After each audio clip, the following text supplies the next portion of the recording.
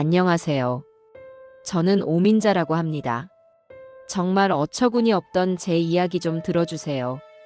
가을의 문턱을 이제 막 넘어서인지 아파트 현관을 나서는 제 어깨 위로 쏟아지는 햇살이 제법 따가웠습니다. 손에 들린 장바구니에는 아들 녀석이 좋아하는 밑반찬을 몇 가지 담아왔어요.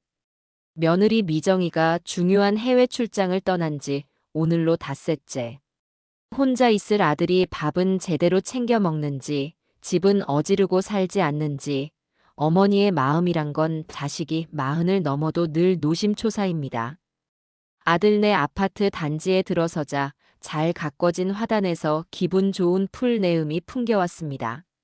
엘리베이터를 기다리면서 잠시 거울에 비친 제 모습을 보았어요. 흰머리가 제법 늘어난 평범한 늙은이의 모습이었죠. 하지만 제 마음은 아직도 팔팔한 청춘인 것만 같습니다. 특히나 저를 어머니가 아닌 엄마라고 부르며 따르는 살가운 며느리 미정이 덕분에 늙어갈 시간이 없는 것 같기도 해요. 엄마, 저 없다고 너무 무리하지 마세요. 이노 씨 스스로 잘할 거예요. 출국하기 전 공항에서 제 손을 꼭 잡으며 말하던 며느리의 목소리가 귓가에 선합니다. 말은 그렇게 해도 제가 가보지 않으면 분명 집이 엉망이 되어 있을 거라는 걸 알기에 웃으며 등을 토닥여 주었죠. 경쾌한 알림음과 함께 14층에 도착했습니다. 아들 네 집 현관문 앞에 서서 익숙하게 비밀번호를 눌렀어요. 삑비비빅. 짧은 멜로디와 함께 잠금 장치가 풀리는 소리는 언제 들어도 정겹습니다. 이노야, 엄마 왔다. 역시나 대답은 없었습니다. 현관에는 아들의 구두와 운동화가 아무렇게나 벗어져 있었어요. 어휴, 이걸 또 이렇게. 저는 허리를 숙여 신발들을 가지런히 정리했습니다. 집 안으로 들어서자 며느리가 좋아하는 은은한 라벤더 향 대신 왠지 모를 퀴퀴한 공기가 저를 맞이하는 것 같았어요. 가장 먼저 거실 창문부터 활짝 열어젖혔습니다. 시원한 바람이 묵은 공기를 밀어내고 집 안가득 신선한 기운을 불어넣었습니다. 거실장 위에는 변함없이 아들 내외의 결혼사진이 놓여 있습니다. 세상 가장 행복한 미소를 짓고 있는 두 아이의 모습을 보면 제 마음의 모든 시름이 다 녹아내리는 기분이에요. 며느리 미정이는 제게 참 특별한 아이입니다. 아들만 하나 둔 제게는 딸이나 마찬가지였죠. 성격도 어찌나 싹싹하고 마음 씀씀이가 깊은지 명절이나 생일이면 친딸보다 더 살뜰하게 저를 챙기곤 했습니다. 그런 아이가 제 며느리가 되어준 것이 얼마나 고마운지 몰라요. 이번 출장도 큰 프로젝트를 성공적으로 이끈 덕분에 회사에서 특별히 기회를 준 것이라며 어찌나 자랑스러워했는지. 그런 며느리를 보고 있자니 아들 녀석도 덩달아 더 대견해 보였습니다. 저는 장바구니에서 정성껏 만들어온 밑반찬들을 꺼내 냉장고에 차곡차곡 정리했습니다. 멸치볶음, 장조림, 오이무침. 모두 아들이 좋아하는 것들이에요. 냉장고를 열어보니 며칠 사이에 배달 음식 용기만 몇 개 쌓여 있었습니다. 에고, 이럴 줄 알았지. 혀를 차면서도 입가에는 미소가 번졌습니다. 제가 없으면 안 된다는 사실이 내심 싫지만은 않은 저도 어쩔 수 없는 엄마인가 봅니다. 싱크대에 쌓인 그릇을 설거지하고 소파 위에 널브러진 아들의 양복 상의를 옷걸이에 걸었습니다. 집 안을 둘러볼수록 며느리의 빈자리가 더욱 크게 느껴졌어요. 이제 슬슬 밀린 빨래를 해야겠다 싶어 세탁실로 발걸음을 옮겼습니다. 분명 며칠치 빨랫감이 잔뜩 쌓여 있을 거라고 생각하면서요. 그런데 세탁실 문을 열고 들어선 저는 잠시 의아한 표정을 지었습니다. 세탁기 위에 작은 디지털 표시창에 세탁 완료라는 글자가 깜빡이고 있었기 때문입니다. 어머나 세상에. 이노가 빨래를 다 했네. 순간 헛웃음이 터져나왔습니다. 기가 막히기도 하고 한편으로는 기특한 마음이 들었죠. 결혼 전에는 자기 방 청소 한번 제대로 한 적 없던 녀석입니다. 그런 아들이 스스로 빨래를 다 하다니요. 아마 출근 준비로 정신없는 아침에 쌓인 빨래가 눈에 거슬려 세탁기라도 돌리고 나간 모양입니다. 우리 미정이가 남편 교육 하나는 똑 부러지게 시켰네. 저는 흐뭇한 마음으로 젖은 빨래를 건조기에 옮겨 널어주기로 했습니다. 잘했다고 퇴근하면 꼭 칭찬해줘야겠다고 생각하면서 망설임 없이 세탁기의 동그란 문을 활짝 열었습니다. 훅 하고 뜨뜻하고 축축한 공기가 얼굴을 덮쳤습니다. 갓 끝낸 빨래에서 나는 특유의 깨끗한 세제 향이 코끝을 간지렸죠. 저는 허리를 숙여 세탁기 안으로 두 팔을 쑥 집어넣었습니다.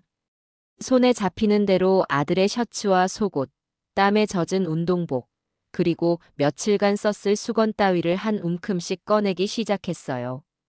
하나, 둘, 젖은 빨랫감들이 세탁 바구니 안으로 옮겨졌습니다.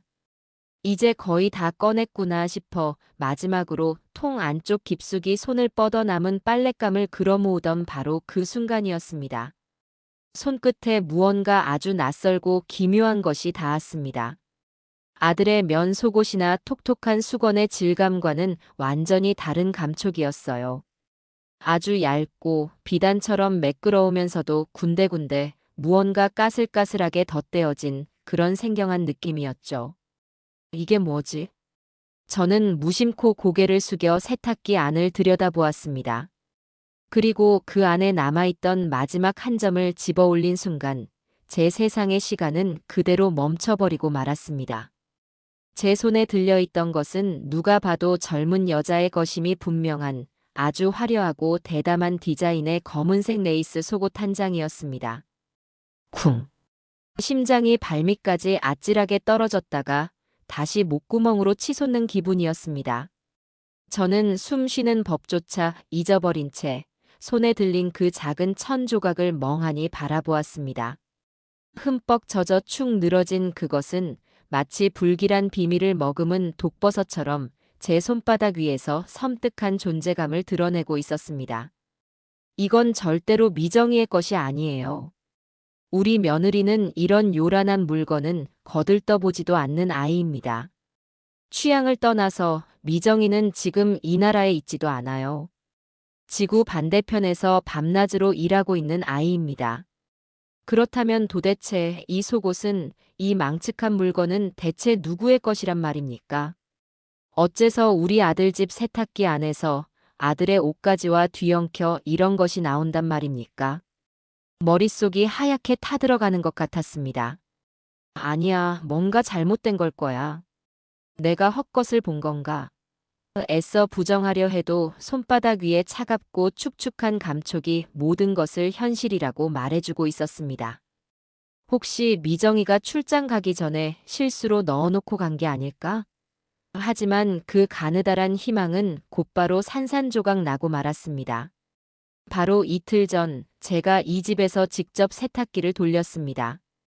그날 오후 아들의 땀에 전 셔츠와 속옷들을 모아 세탁을 하고 텅 비어있던 은색 세탁기 통 내부를 똑똑히 확인까지 했습니다. 제 기억은 한치의 오차도 없었어요. 그렇다면 결론은 단 하나뿐이었습니다.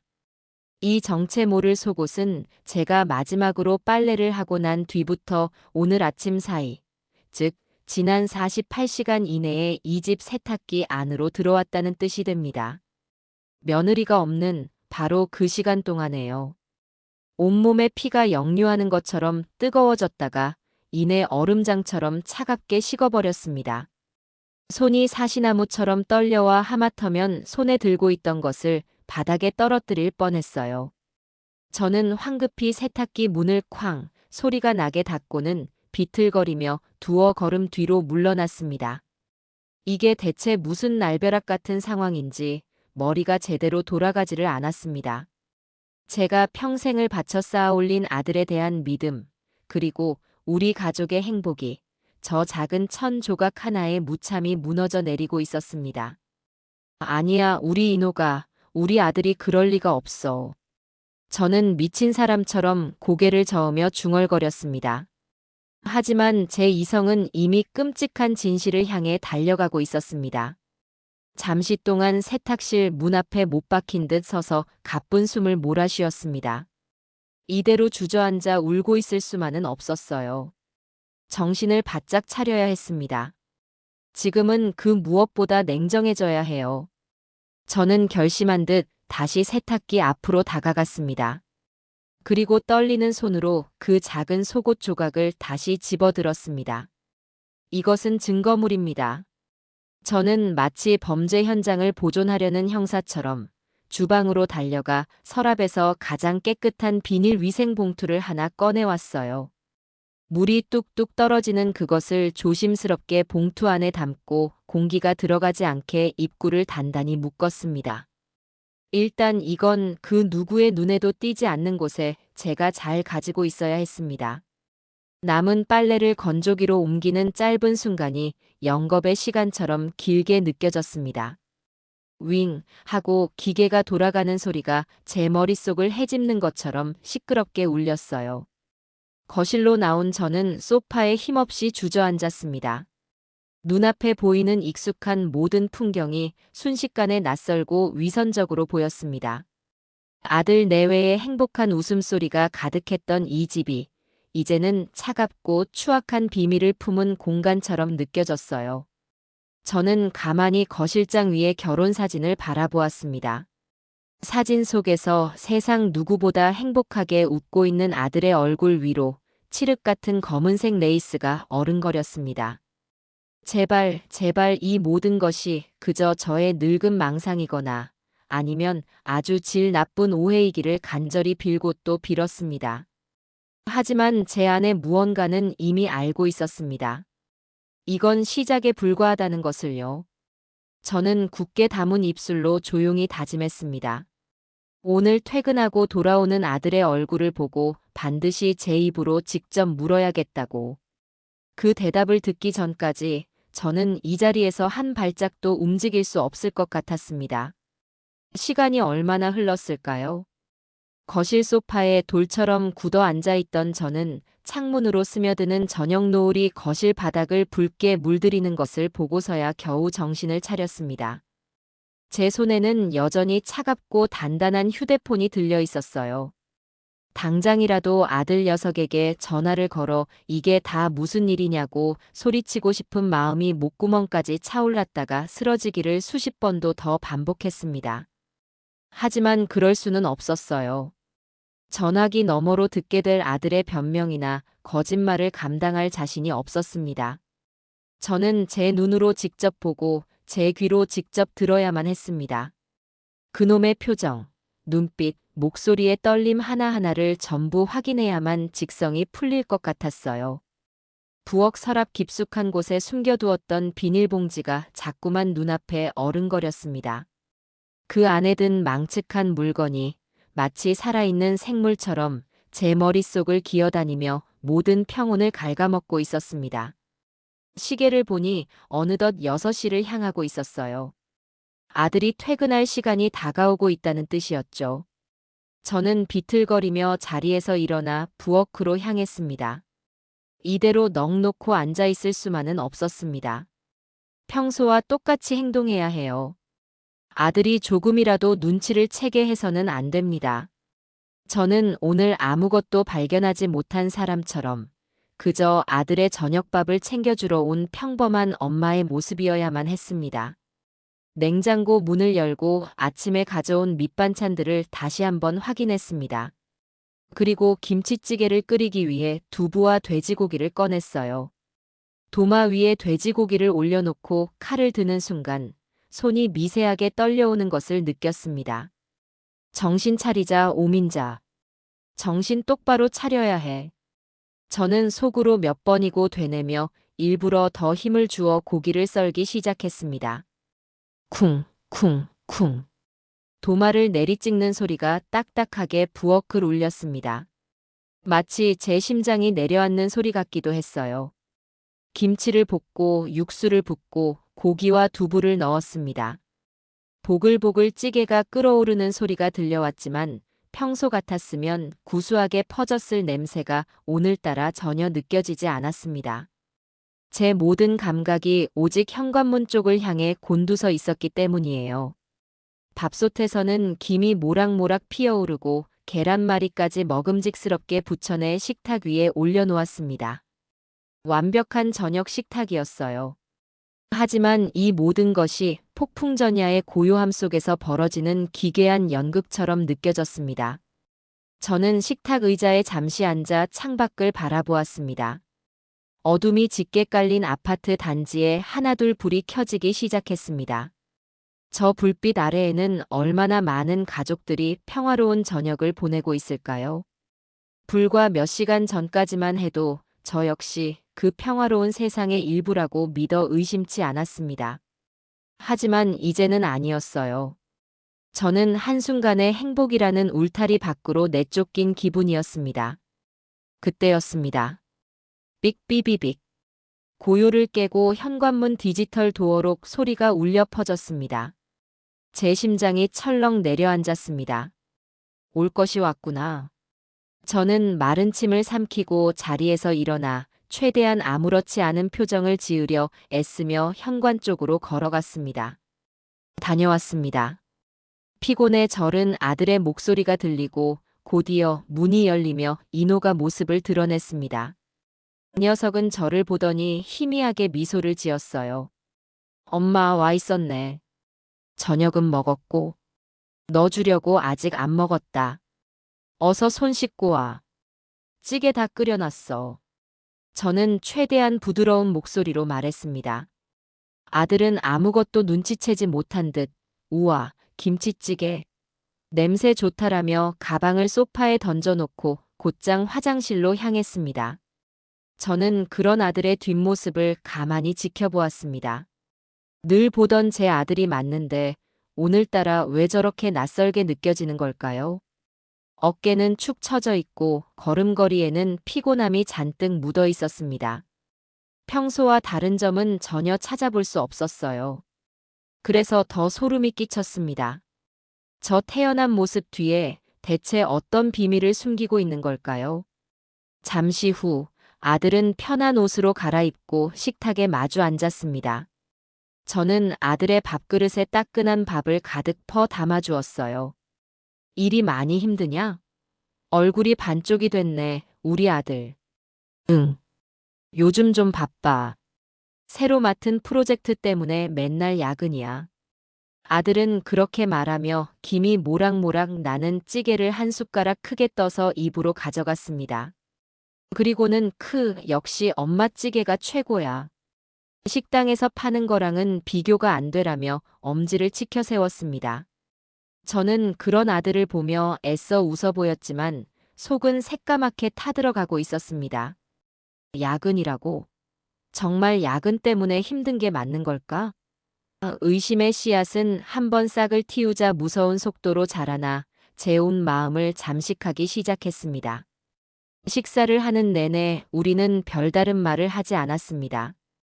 오직 숟가락과 그릇이 부딪히는 소리만이 식탁 위를 맴돌았어요.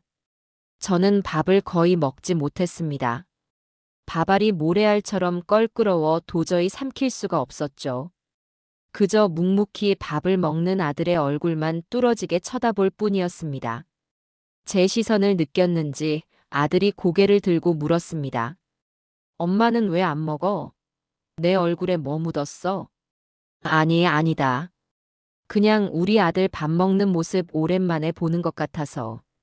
저는 황급히 고개를 저으며 둘러댔습니다. 아들은 뭐야, 그게라며 피식 웃고는 다시 식사에 집중했습니다. 저는 그런 아들을 보며 생각했습니다. 지금 당장 물어봐야 할까? 아니면 밥이라도 편하게 다 먹게 해준 다음에 물어봐야 할까? 하지만 음식을 앞에 두고 그런 끔찍한 이야기를 꺼낼 수는 없었습니다. 아들이 식사를 마칠 때까지의 시간은 제게 영원처럼 길게 느껴졌습니다. 아들이 마지막 숟가락을 놓고 잘 먹었다라고 말하는 순간 저는 기다렸다는 듯이 자리에서 일어났습니다. 넌 앉아 있어. 설거지는 엄마가 할게. 아니야, 내가 할게. 엄마는 가서 좀 쉬고 있어. 됐다. 오랜만에 아들 밥 해주러 왔는데 설거지까지 시킬까봐. 가서 과일이라도 좀 깎아놔. 저는 아들을 거실로 등을 떠밀고는 일부러 더 요란하게 설거지를 시작했습니다. 쏴 하고 세차게 쏟아지는 물소리가 제 머릿속의 복잡한 생각들을 잠시나마 씻어내주는 것 같았어요. 그릇을 닦는 내내 저는 무슨 말부터 어떻게 꺼내야 할지 수없이 시뮬레이션을 돌렸습니다. 화를 내야 할까 아니면 차분하게 물어야 할까. 눈물부터 보이면 안 되는데. 저는 약한 모습을 보이고 싶지 않았습니다. 설거지를 마치고 부엌 정돈까지 끝낸 뒤 저는 마침내 결심을 굳혔습니다. 이제 더는 미룰 수 없습니다. 저는 물기가 채 마르지 않은 손을 앞치마에 닦으며 거실로 나갔습니다. 아들은 소파에 앉아 텔레비전을 보고 있었어요. 제가 옆에 다가가 앉자 아들은 리모컨으로 텔레비전 소리를 조금 줄였습니다. 엄마, 설거지 다 했어? 고생했네. 이노야. 저는 텔레비전 화면에 시선을 고정한 채 나지막이 아들의 이름을 불렀습니다. 제 목소리가 저도 모르게 조금 떨려 나왔어요. 응, 엄마. 왜? 아들은 여전히 아무것도 모른다는 듯 천진한 목소리로 대답했습니다. 저는 심호흡을 한번 크게 하고 미리 준비해 두었던 비닐봉지를 부엌 서랍에서 꺼내왔습니다. 그리고 그것을 소파 앞 유리 테이블 위에 조용히 올려놓았어요. 툭 하는 가벼운 소리와 함께 투명한 비닐봉지 안에 담긴 검은색 물체가 모습을 드러냈습니다. 아들의 시선이 자연스럽게 테이블 위로 향했습니다. 처음에는 그것이 무엇인지 제대로 인식하지 못한 듯 잠시 고개를 갸웃거렸어요. 하지만 곧 투명한 비닐 안에 담긴 것이 무엇인지 알아차린 아들의 얼굴이 아주 서서히 하얗게 굳어지기 시작했습니다. 눈동자가 믿을 수 없다는 듯 세차게 흔들렸고 입술이 살짝 벌어졌습니다. 엄마 이게 뭐야? 아들의 목소리는 심하게 잠겨 있었습니다. 저는 그런 아들의 눈을 똑바로 쳐다보며 최대한 침착하게 입을 열었습니다. 오늘 너희 집 세탁기에서 나왔다. 이게 대체 뭔지 엄마한테 설명 좀 해줄 수 있겠니? 제 말이 끝나자마자 아들은 마치 전기에 감전된 사람처럼 소파에서 벌떡 일어났습니다. 그리고는 테이블 위에 놓인 비닐봉지를 마치 뱀이라도 본 것처럼 질겁하며 쳐다보았어요. 세탁기요? 그럴 리가 없는데 이게 왜 거기서 나와요? 잘못 본 거 아니에요? 내가 이걸 잘못 볼 리가 있겠니? 오늘 아침에 너가 돌려놓은 세탁기 안에서 네 옷이랑 같이 들어있었다. 저는 너가 돌려놓은이라는 부분을 일부러 힘주어 말했습니다. 그러자 아들의 얼굴이 새하얗게 질리다 못해 파랗게 변해갔습니다. 동공이 공포에 질린 사람처럼 마구 흔들렸어요. 그 녀석은 잠시 동안 아무 말도 하지 못하고 그저 마른 입술만 달싹거릴 뿐이었습니다. 잠시 후 겨우 쥐어짜 내듯이 내뱉은 말이란 건 정말 가관이었죠. 아, 그거 아마 회사 동료 거일 거예요. 어제 회식 끝나고 다들 술에 취해서 누가 실수로 제 가방에 넣었나 봐요. 그걸 모르고 제가 그냥 세탁기에 같이 넣어버린 것 같네요. 그런가 보네. 아들은 어색하게 웃으며 횡설수설 변명을 늘어놓기 시작했습니다. 하지만 그 변명이라는 것이 너무나도 어설프고 말이 되지 않는다는 것을 본인 스스로도 잘 알고 있는 듯 보였어요. 목소리는 심하게 떨렸고 식은땀이 이마에 송골송골 맺혀 있었습니다. 저는 그런 아들의 모습을 차갑게 바라보며 아주 조용히 하지만 단호하게 말했습니다. 이노야, 엄마 바보 아니다. 이틀 전에 내가 여기 와서 빨래를 싹 다 해놓고 갔다. 그때는 이런 거 없었어. 그리고 어제 회식한 사람이 오늘 아침에 너희 집 세탁기에서 속옷을 빨 일은 더더욱 없겠지. 그 짧은 사이에 대체 무슨 일이 있었던 거니? 제 논리적인 반박에 아들은 완전히 할 말을 잃은 듯 보였습니다. 얼굴이 하얗다 못해 시뻘개졌다가 다시 하얘지기를 반복했어요.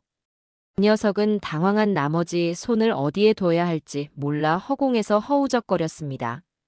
그러더니 갑자기 버럭 소리를 지르기 시작했습니다. 엄마는 지금 사람을 뭘로 보고 그런 걸 물어요. 제가 그런 짓이나 하고 다닐 사람으로 보여요? 어떻게 아들을 그렇게 못 믿어요? 실망이네요, 정말. 적반하장도 유분수지. 그 녀석은 오히려 저를 의심 많은 늙은이로 몰아가며 화를 냈습니다. 하지만 그 분노는 진심에서 우러나온 억울함이 아니라 궁지에 몰린 쥐가 내지르는 마지막 발악처럼 들릴 뿐이었어요. 저는 자리에서 일어나 아들에게 한 걸음 더 다가갔습니다. 그리고 녀석의 눈을 똑바로 보며 말했죠. 그래, 엄마는 내 아들을 믿었지. 지금까지 단 한 번도 의심해 본 적 없어. 그런데 지금 네 행동이 그 믿음을 전부 깨부수고 있는 거다. 떳떳하다면 왜 그렇게 소리를 지르고 화를 내니? 떳떳하다면 이게 누구 것인지, 왜 우리 집에 있었는지 차분하게 설명하면 될 일 아니냐. 제 말은 날카로운 비수가 되어 아들의 심장에 그대로 꽂히는 듯 했습니다. 아들은 더 이상 아무런 대꾸도 하지 못했습니다. 그저 그게 하며 말끝을 흐릴 뿐이었죠.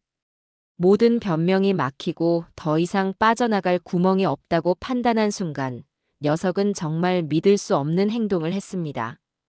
아, 맞다. 나 지금 회사에서 급하게 연락 와서 나가봐야 해요. 아주 중요한 일이라서. 아들은 갑자기 소리를 빽 지르며 테이블 위에 있던 자신의 지갑과 휴대폰을 허둥지둥 챙겨 들었습니다.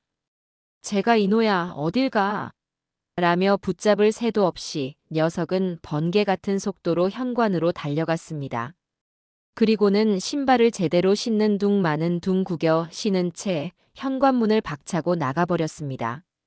쾅! 요란한 소리를 내며 닫힌 현관문은 마치 제 심장이 산산조각 나는 소리처럼 들렸습니다. 저는 한동안 그 자리에 망부석처럼 서 있었습니다. 텅 빈 집 안에는 방금 전까지 아들이 보고 있던 텔레비전 소리만이 공허하게 울려 퍼지고 있었어요. 아들의 경악에 찬 얼굴, 비겁한 변명, 그리고 마지막에 보여준 저 황당한 도주. 그 모든 것이 제가 품고 있던 마지막 희망의 불씨마저 꺼뜨려 버렸습니다. 더 이상 의심할 필요가 없었습니다. 저 끔찍한 도망은 그 자체로 완벽한 자백이었으니까요. 저는 다리에 힘이 풀려 그 자리에 주저앉고 말았습니다. 눈물이 왈칵 쏟아져 나왔지만 소리내어 울 수도 없었습니다. 지금 이 순간 지구 반대편에서 남편을 믿고 씩씩하게 일하고 있을 며느리 미정이의 얼굴이 떠올랐기 때문입니다. 이제 저는 이 사실을 대체 어떻게 감당해야 하는 걸까요? 그날 밤 저는 아들 네 집 소파에서 뜬 눈으로 밤을 새웠습니다. 창밖이 희미하게 밝아올 때까지 저는 단 1분도 잠을 이룰 수가 없었어요. 집을 뛰쳐나간 아들에게서는 밤새도록 아무런 연락도 오지 않았습니다. 수십 번이나 전화를 걸어봤지만 아들은 끝내 받지 않았죠. 꺼져 있다는 안내 메시지만이 차갑게 흘러나올 뿐이었습니다. 제 머릿속에서는 어젯밤의 일이 쉴 새 없이 재생되었습니다. 아들의 당황하던 표정, 어설픈 거짓말, 그리고 마지막에 그 비겁한 도망까지. 모든 것이 너무나도 선명해서 마치 바로 눈앞에서 벌어지고 있는 일처럼 느껴졌어요. 처음에는 아들에 대한 배신감과 분노로 심장이 터질 것 같았습니다.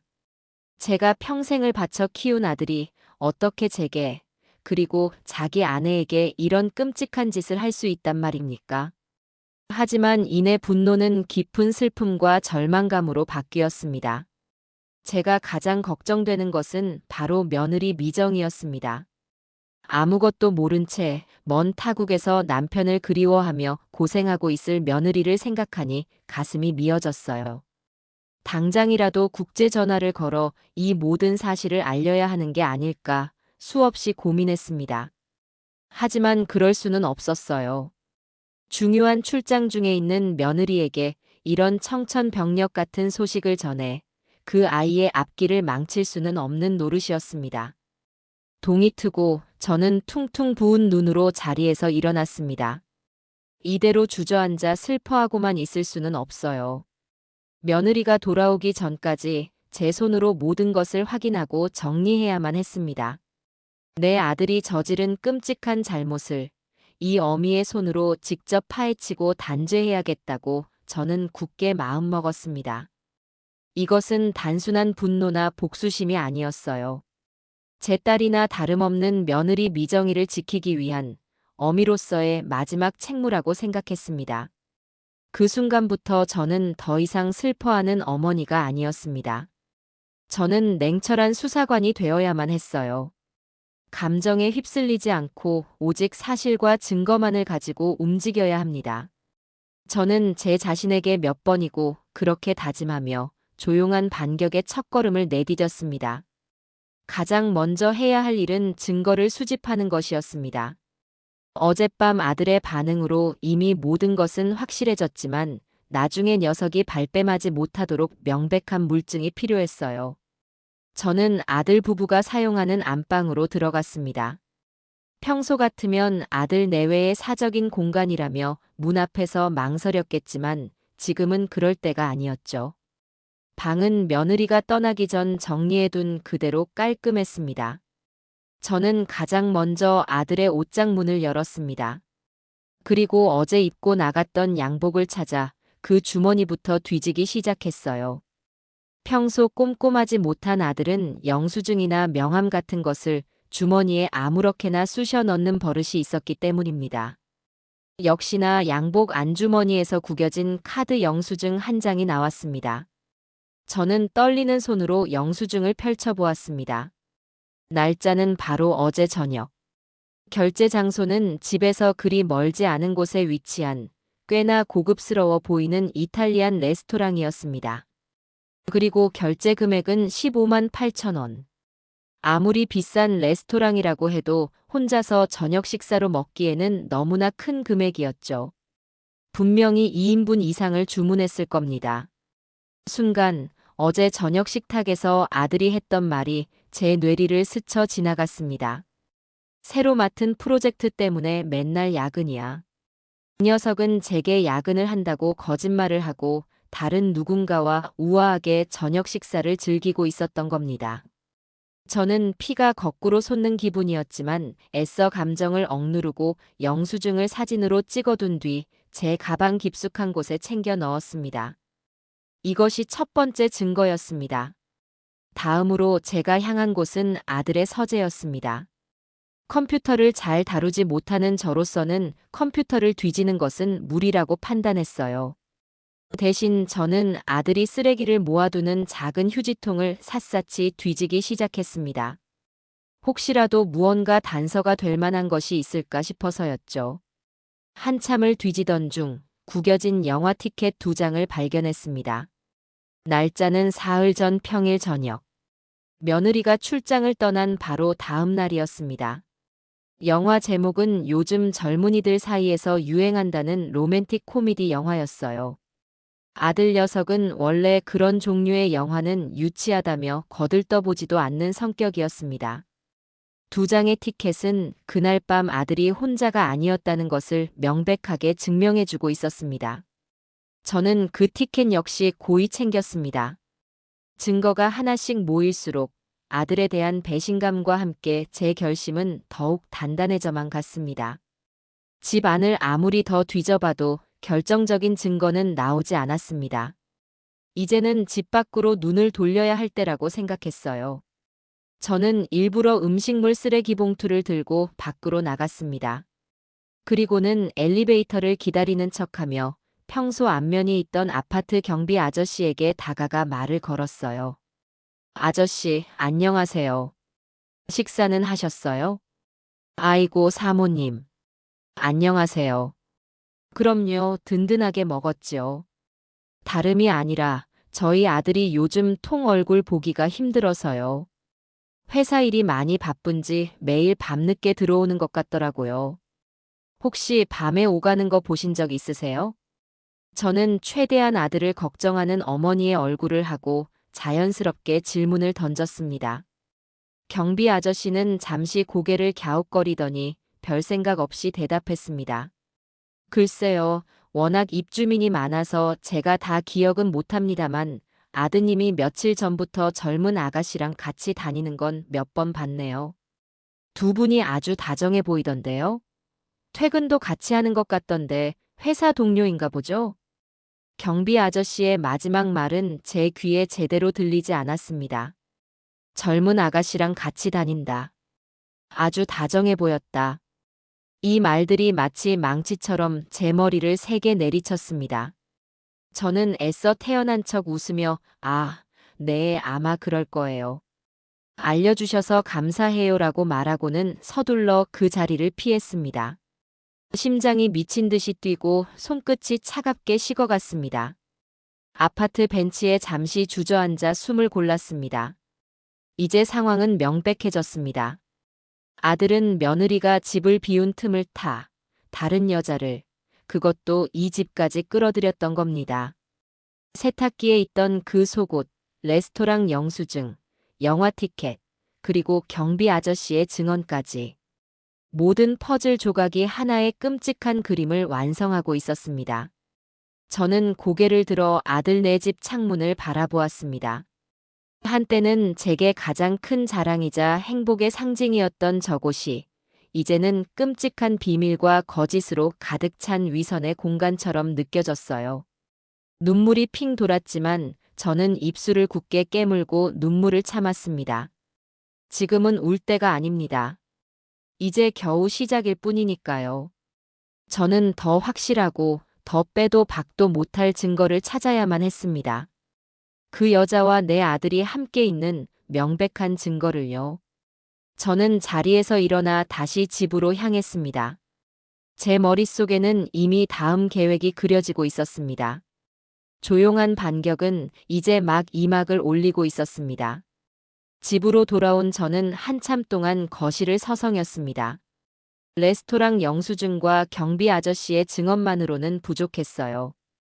아들이 나중에 그냥 회사 동료와 밥 한 번 먹은 것뿐이다라고 발뺌하면 그만이었습니다. 저는 두 사람이 보통 사이가 아니라는 것을 명백하게 입증할, 누구도 반박할 수 없는 결정적인 증거가 필요했습니다. 대체 뭘까, 그 증거라는 게. 한참을 고민하던 제 눈에 거실장 위에 놓인 아들의 차 키가 들어왔습니다. 그리고 그 순간 번개처럼 한 가지 생각이 제 머리를 스치고 지나갔습니다. 바로 블랙박스였습니다. 요즘 차에는 전부 달려있다는 그것. 차 안에서 일어나는 모든 일과 대화를 녹화하고 녹음해준다는 이야기를 텔레비전에서 본 기억이 났어요. 만약 아들이 그 여자와 차를 함께 타고 다녔다면 블랙박스 안에는 모든 진실이 고스란히 담겨 있을지도 모릅니다. 심장이 다시 뛰기 시작했습니다. 하지만 이내 막막함이 밀려왔어요. 저는 평생을 기계와는 담을 쌓고 살아온 사람입니다. 블랙박스라는 것이 차 어디에 붙어 있는지도 그 안에 담긴 영상을 어떻게 꺼내 보는지도 전혀 알지 못했습니다. 제가 함부로 만졌다가 소중한 증거를 전부 날려버릴 수도 있는 노릇이었죠. 한참을 고민하던 끝에 한 사람의 얼굴이 떠올랐습니다. 바로 아랫집에 사는 젊은 새댁이었어요. 평소 엘리베이터에서 마주치면 늘 상냥하게 인사를 건네던 아주 마음씨 착한 사람이었죠. 그 사람이라면 혹시 저를 도와줄 수 있지 않을까 하는 생각이 들었습니다. 저는 최대한 자연스러운 시나리오를 머릿속으로 짜기 시작했습니다. 그리고 아들의 차 키를 들고 조심스럽게 집을 나섰습니다. 지하 주차장으로 내려가자 익숙한 아들의 검은색 승용차가 보였습니다. 차가운 쇠붙이 덩어리가 마치 거대한 괴물처럼 느껴졌어요. 저는 차 문을 열고 들어가 룸미러 근처에 붙어 있는 작은 카메라를 찾아냈습니다. 저것이 바로 블랙박스라는 물건이구나. 저는 잠시 그것을 노려보다가 이내 차에서 내려 아랫집의 초인종을 눌렀습니다. 누구세요? 아랫집인데 혹시 잠시 괜찮을까요? 곧 문이 열리고 젊은 새댁이 환한 얼굴로 저를 맞이했습니다. 저는 최대한 안쓰럽고 무지한 늙은이의 표정을 지으며 입을 열었어요. 미안해요, 바쁜데. 다름이 아니라 내가 부탁이 하나 있어서요. 우리 손주 녀석이 자동차 구경하는 걸 하도 좋아해서 우리 아들 차 운전하는 영상을 좀 찍어다 보여주고 싶거든요. 차에 그 뭐라고 하더라. 까만 상자가 달려 있던데. 그걸로 어떻게 영상을 빼는지 도무지 모르겠어서요. 혹시 좀 도와줄 수 있을까요? 제 능청스러운 연기가 통했는지 마음씨 착한 새댁은 활짝 웃으며 고개를 끄덕였습니다. 어머님, 그럼요. 그거 블랙박스 말씀하시는 거죠? 아주 간단해요. 제가 금방 해드릴게요. 새댁은 저를 따라 지하 주차장으로 내려와 아주 능숙한 솜씨로 블랙박스에서 작은 메모리 카드를 뽑아냈습니다. 그리고는 자신의 집으로 저를 안내했어요. 어머님, 잠깐만 앉아 계세요. 제 노트북으로 영상 옮겨드릴게요. 새댁이 노트북에 메모리 카드를 꽂고 무언가를 조작하는 동안 저는 심장이 터질 것 같은 긴장감에 마른 침만 꿀꺽 삼켰습니다. 제발, 제발 무언가 남아있기를. 아들이 주기적으로 영상을 지우는 치밀한 성격이 아니기만을 간절히 바랐습니다. 몇 분 후 새댁은 작은 USB 하나를 제게 건네며 말했습니다. 여기 최근 일주일치 영상 전부 담아드렸어요. 컴퓨터에 꽂아서 보시면 돼요. 아이고, 정말 고마워요, 새댁. 덕분에 살았네. 이거라도 하나 드세요. 저는 미리 준비해간 과일 음료수 한 병을 건네며 몇 번이고 고맙다고 인사를 했습니다. 집으로 돌아오는 엘리베이터 안에서 저는 제 손에 들린 작은 USB를 가만히 내려다보았습니다. 이 작고 가벼운 물건 안에 어쩌면 한 가정을 송두리째 무너뜨릴 수도 있는 무서운 진실이 담겨 있을지도 모른다고 생각하니 온몸에 소름이 돋았습니다. 집으로 돌아온 저는 떨리는 손으로 아들의 서재에 있는 노트북을 켰습니다. 부팅되는 시간이 영겁처럼 길게 느껴졌어요. 마침내 바탕화면이 나타나고 저는 심호흡을 한번 한 뒤 USB를 노트북에 꽂았습니다. 그리고 폴더를 열어 가장 최근 날짜의 영상 파일부터 차례대로 재생하기 시작했습니다. 처음 몇 개의 영상은 별다른 내용이 없었습니다. 아들이 혼자 운전하며 라디오를 듣거나 회사 동료와 통화하는 내용이 전부였죠. 역시 아무것도 없는 건가. 실망감이 밀려오려던 바로 그 순간이었습니다. 사흘 전 저녁 시간대에 영상 파일을 클릭하자 제 눈을 의심하게 만드는 장면이 펼쳐졌습니다. 익숙한 아파트 단지 입구에서 아들이 차를 세우고 조수석 문을 열어주었습니다. 그리고 차 안으로 올라타는 것은 며느리 미정이가 아닌 아주 젊고 화사한 옷차림의 낯선 여자였습니다. 여자는 차에 타자마자 아주 자연스럽게 아들의 팔에 팔짱을 끼며 웃었습니다. 오빠, 오늘 영화 진짜 재밌었다. 그치? 그러게. 네가 좋아하니까 나도 좋네. 아들의 목소리는 제가 평소에 듣던 무뚝뚝한 톤이 아니었습니다. 아주 다정하고 꿀이 뚝뚝 떨어지는 듯한 목소리였어요. 저는 숨을 죽인 채 두 사람의 대화를 한마디도 놓치지 않으려 화면에 집중했습니다. 여자는 조잘조잘 오늘 봤던 영화 이야기, 회사 사람들 험담, 새로 사고 싶은 가방 이야기 등을 쉴 새 없이 늘어놓았고 아들은 그런 여자의 말에 연신 맞장구를 치며 사랑스럽다는 듯이 여자를 쳐다보았습니다.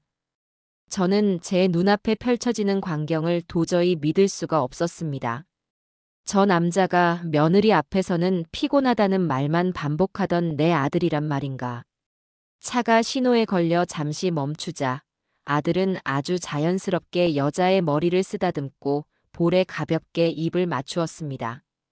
여자는 까르르 웃으며 아들의 어깨에 기댔습니다. 그 모습은 영락없는 연인들의 모습, 그 자체였습니다. 영상의 마지막 부분은 저를 더욱 경악하게 만들었습니다. 아파트 지하 주차장에 차를 세운 뒤 두 사람은 바로 내리지 않았습니다. 아들은 주변을 한번 휙 둘러보더니 이내 조수석 쪽으로 몸을 기울여 여자의 입술을 거칠게 탐하기 시작했습니다. 두 사람은 한참 동안이나 차 안에서 서로를 부둥켜 안고 애정 행각을 벌였습니다. 블랙박스 카메라가 그 모든 순간을 적나라하게 담아내고 있었어요. 저는 저도 모르게 억하는 비명을 지르며 노트북을 셔츠 닫아버렸습니다. 온몸이 부들부들 떨리고 구역질이 치밀어 올랐습니다. 더 이상은 볼 수가 없었어요. 제 아들이, 제 자랑스러운 아들이 며느리가 없는 집에서 바로 그 주차장에서 저런 추악한 짓을 벌이고 있었다는 사실이 도저히 감당이 되지 않았습니다. 한참 동안 바닥에 주저앉아 거친 숨을 몰아쉬었습니다. 분노와 배신감, 그리고 며느리에 대한 미안함이 뒤섞여 눈물이 비 오듯 쏟아졌습니다. 하지만 울음도 잠시, 저는 이를 악물고 다시 자리에서 일어났습니다. 그리고 노트북을 다시 열었어요. 이 모든 것을 제 눈에 똑똑히 새겨두어야 했습니다. 그리고 저 여자가 대체 누구인지 반드시 알아내야만 했습니다. 그때였습니다. 집을 뛰쳐나간 아들이 급하게 나가느라 거실 테이블 위에 두고 간 태블릿 PC 화면이 번쩍 하고 켜지며 알림이 뜨는 것이 보였습니다. 평소 같았으면 사적인 물건이라며 거들떠보지도 않았겠지만 지금의 저는 망설일 이유가 없었습니다. 태블릿 화면 위에는 메신저 앱의 알림이 여러 개 떠 있었습니다. 그리고 그 발신자의 이름은 제 심장을 얼어붙게 만들기에 충분했습니다. 하트 유나. 그 이름 뒤에 붙은 빨간 하트가 마치 저를 비웃는 것처럼 느껴졌습니다. 알림 내용은 화면의 일부만 보였지만 내용은 충분히 짐작할 수 있었어요. 오빠, 어머님 괜찮으셔? 무슨 일인지 말해줘. 걱정돼, 전화 좀 받아 같은 메시지들이었습니다. 유나. 저는 떨리는 손으로 가방에서 수첩과 펜을 꺼냈습니다. 그리고는 최유나라는 세 글자를 힘주어 꾹꾹 눌러 썼습니다. 이제 그 여자의 얼굴도 이름도 모두 알게 되었습니다. 제 손에는 누구도 부정할 수 없는 완벽한 증거가 들려 있었습니다. 저는 창밖을 바라보았습니다. 어느덧 해가 저물고 있었어요. 저는 조용히 달력을 확인했습니다. 며느리 미정이가 돌아올 날이 이제 하루 앞으로 다가오고 있었습니다. 폭풍이, 아주 거대한 폭풍이 곧 이 집을 덮칠 것이었습니다. 그리고 그 폭풍의 중심에는 바로 제가 서 있을 것이었습니다. 아들이 집을 뛰쳐나간 후 꼬박 이틀이라는 시간이 흘렀습니다. 그 이틀은 제 인생에서 가장 길고도 지독한 시간이었습니다. 텅 빈 아들 네 집 거실 소파에 앉아 저는 창밖의 세상이 아무렇지 않게 흘러가는 것을 그저 멍하니 바라볼 뿐이었어요. 사람들은 출근을 하고 아이들은 학교에 가고 배달 오토바이는 바쁘게 거리를 오갔습니다. 모두가 자신의 일상을 살아가고 있는데 오직 저의 시간만이 그날 밤 아들이 현관문을 박차고 나가던 그 순간에 멈춰버린 듯 했습니다. 아들에게서는 여전히 아무런 연락이 없었습니다. 처음에는 분노로, 그 다음에는 걱정으로 수십 통의 전화를 걸었지만 돌아오는 것은 차가운 기계음 뿐이었죠. 이 녀석은 마치 세상에서 증발이라도 해버린 것처럼 모든 연락을 끊고 잠적해버렸습니다. 하지만 저는 알고 있었어요. 이 녀석이 완전히 사라진 것이 아니라는 것을요. 그저 제 눈을 피해, 제 추궁을 피해 어딘가에 비겁하게 숨어 있다는 것을요. 제 손에는 여전히 서늘한 USB 하나가 들려 있었습니다. 아랫집 세댁의 도움으로 확보한 제 아들의 추악한 진실이 담긴 증거물이었죠. 저는 지난 이틀 동안 그 안에 담긴 영상들을 수십 번도 더 돌려보았습니다. 처음에는 떨리는 손으로, 그 다음에는 분노에 찬 눈으로, 그리고 마지막에는 모든 감정이 사라진 텅 빈 눈으로요. 볼 때마다 심장이 갈기갈기 찢겨나가는 고통을 느꼈지만 저는 멈출 수가 없었습니다. 저 영상 속에서 낯선 여자와 희희낙낙하며 웃고 있는 저 남자가 제가 아는 제 아들이 아니라고, 이건 모두 끔찍한 악몽일 뿐이라고 스스로를 세뇌시키기라도 하려는 듯이요. 하지만 노트북 화면 속의 남자는 명백히 제 아들 김인호였습니다. 다른 여자에게, 제 며느리에게는 단 한 번도 보여준 적 없는 다정한 미소를 짓고 애정이 듬뿍 담긴 목소리로 속삭이는 제 아들이었습니다. 그 모습을 보고 있자니 며느리 미정이가 불쌍해서 가슴이 미어질 것 같았습니다. 늘 일에 치여 피곤하다는 남편을 위해 새벽같이 일어나 보약을 다리고 주말이면 지친 남편을 위해 특식을 만들어 바치던 그 착하고 어진 아이. 그런 며느리의 헌신을 아들 녀석은 저런 식으로 짓밟고 있었던 겁니다. 오늘이 바로 며느리가 한국으로 돌아오는 날이었습니다. 오후 비행기라고 했으니 공항에 도착해서 짐을 찾고 집으로 오면 저녁 시간이 훌쩍 넘을 터였습니다. 저는 아침부터 분주하게 움직였습니다. 집 안 구석구석을 쓸고 닦고 며느리가 좋아하는 꽃게탕을 끓이기 위해 아침 일찍 시장에 다녀왔습니다. 먼 길을 오느라 고생했을 며느리에게 따뜻한 밥 한 끼라도 제대로 차려주고 싶었기 때문입니다. 하지만 음식을 만드는 내내 제 마음은 지옥의 불구덩이에 있는 것처럼 뜨겁고 고통스러웠습니다. 이 사실을, 이 끔찍한 진실을 며느리에게 어떻게 전해야 할까요? 아니, 전해야만 하는 걸까요? 차라리 이 모든 것을 저 혼자만 알고 아들 녀석을 조용히 불러내 단단히 혼을 내고 끝내는 것이 낫지 않을까 하는 유혹이 몇 번이고 저를 흔들었습니다. 괜히 긁어부스럼을 만들어 이제 막 날개를 펴기 시작한 며느리의 인생에 상처를 줄 필요는 없지 않느냐고 제 안의 악마가 속삭이는 것 같았어요. 하지만 그럴 때마다 제 눈앞에는 차 안에서 다른 여자와 입을 맞추던 아들의 모습과 그 아래에 놓여있던 하트 유나라는 이름이 떠올랐습니다. 이건 단순한 실수가 아니었습니다. 이건 명백한 기만이고 배신이었습니다. 이걸 모른 척 덮고 넘어간다면 저는 평생 며느리의 얼굴을 떳떳하게 쳐다볼 수 없을 겁니다. 그리고 제 아들은 자신이 뭘 잘못했는지도 모른 채 언젠가 더 큰 잘못을 저지르게 될 것이 분명했습니다. 오후가 되자 놀라운 일이 벌어졌습니다. 죽은 듯이 연락이 없던 아들에게서 문자 메시지 한 통이 도착한 겁니다. 엄마, 미정이 오늘 저녁에 오지? 나 지금 집으로 들어갈게. 할 말 있어. 저는 휴대폰을 든 채 한참 동안 움직일 수가 없었습니다. 뻔뻔하기 짝이 없는 녀석. 며느리가 돌아온다는 소식을 듣고서야 마치 아무 일도 없었다는 듯이 집으로 들어오겠다는 그 태도에 기가 막혀 말이 나오지 않았습니다. 하지만 한편으로는 잘 되었다는 생각도 들었어요. 오늘 밤 이 자리에서 모든 것을 끝내야만 했습니다. 1시간쯤 지났을까 현관문 비밀번호 누르는 소리가 들렸습니다. 저는 하던 모든 일을 멈추고 현관 쪽을 날카롭게 응시했습니다. 문이 열리고 이틀 만에 보는 아들의 모습이 눈에 들어왔습니다. 그 녀석은 그 사이 제대로 씻지도 잠을 자지도 못한 듯 행색이 말이 아니었습니다. 덥수룩한 수염에 퀭한 눈, 구겨진 옷차림. 하지만 그런 초라한 모습이 제게는 조금의 동정심도 불러일으키지 못했습니다. 아들은 제 눈치를 살피며 조심스럽게 거실로 들어왔습니다. 그리고는 제 앞에 서서 고개를 푹 숙였습니다. 엄마, 죄송해요. 뭐가 죄송한데? 제 목소리는 얼음장처럼 차가웠습니다. 아들은 한참 동안 우물쭈물거리다가 겨우 입을 열었습니다. 그냥 다요. 엄마 실망하게 한 거, 그리고 집 나간 거요. 그래서 그 속옷 주인은 누구라고? 저는 단도직입적으로 물었습니다. 아들은 제 질문에 움찔하며 고개를 들었지만 여전히 제 눈을 똑바로 쳐다보지는 못했습니다. 그건 엄마, 정말 오해예요.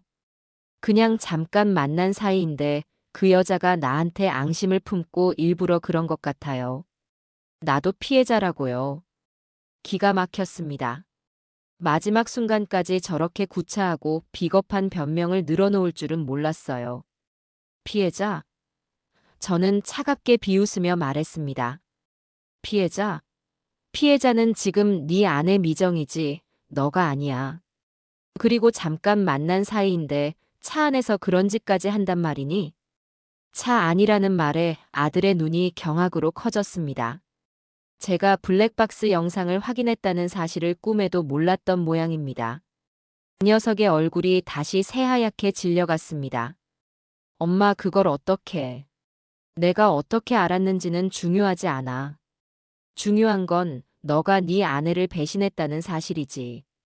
오늘 미정이 오면 너가 직접 네 입으로 다 사실대로 말해. 그리고 무릎 꿇고 용서를 빌어. 저는 더 이상 아들과 말을 섞고 싶지 않았습니다. 아들은 아무 말도 하지 못하고 그저 망연자실한 표정으로 바닥만 내려다볼 뿐이었어요. 그 순간 제 휴대폰이 요란하게 울리기 시작했습니다. 화면에는 우리 예쁜 며느리라는 이름이 떠 있었습니다. 미정이었습니다. 저는 아들을 한번 쏘아보고는 최대한 밝은 목소리로 전화를 받았습니다. 어머, 우리 딸. 지금 어디야? 엄마, 저 지금 공항 리무진 탔어요. 1시간이면 집에 도착할 것 같아요. 이노 씨는요? 옆에 있어요? 그럼. 네 남편 여기 있지. 너 온다고 목 빠지게 기다리고 있네. 저는 일부러 아들이 들으라는 듯이 큰 소리로 말했습니다.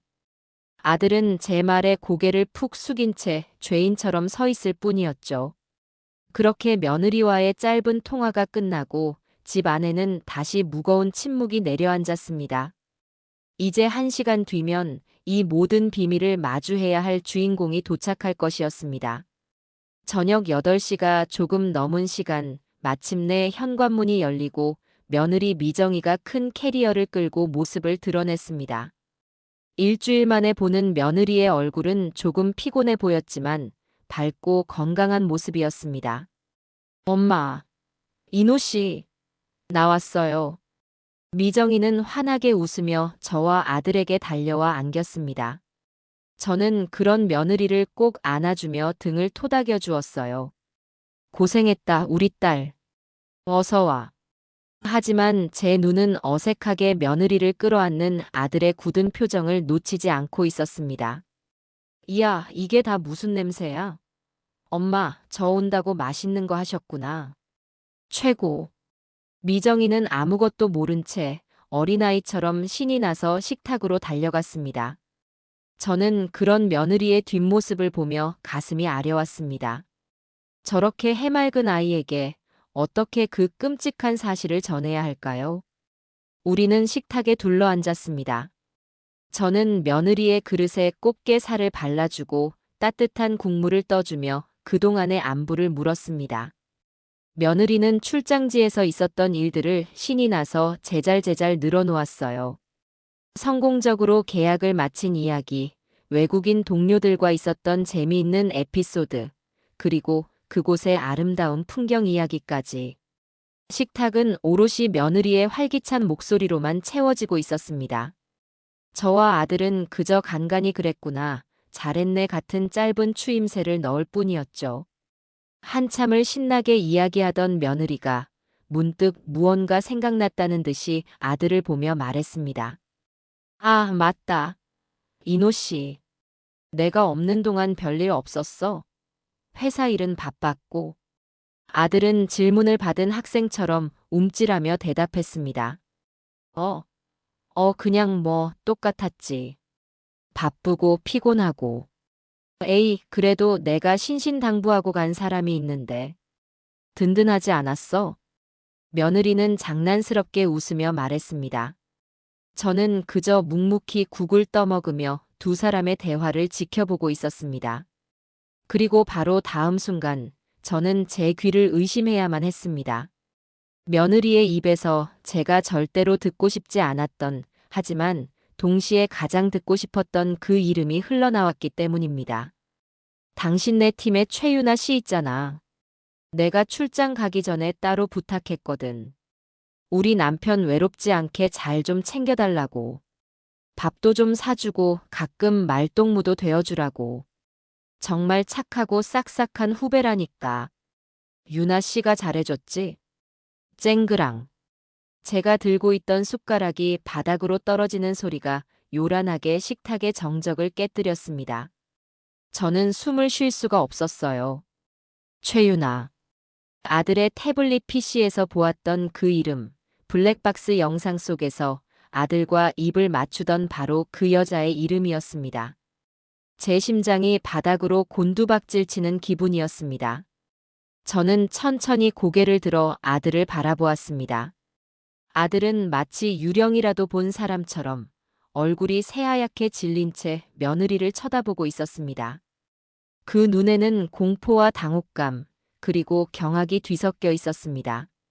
며느리는 저와 아들의 이상한 반응을 눈치채지 못한 채 해맑게 말을 이었습니다.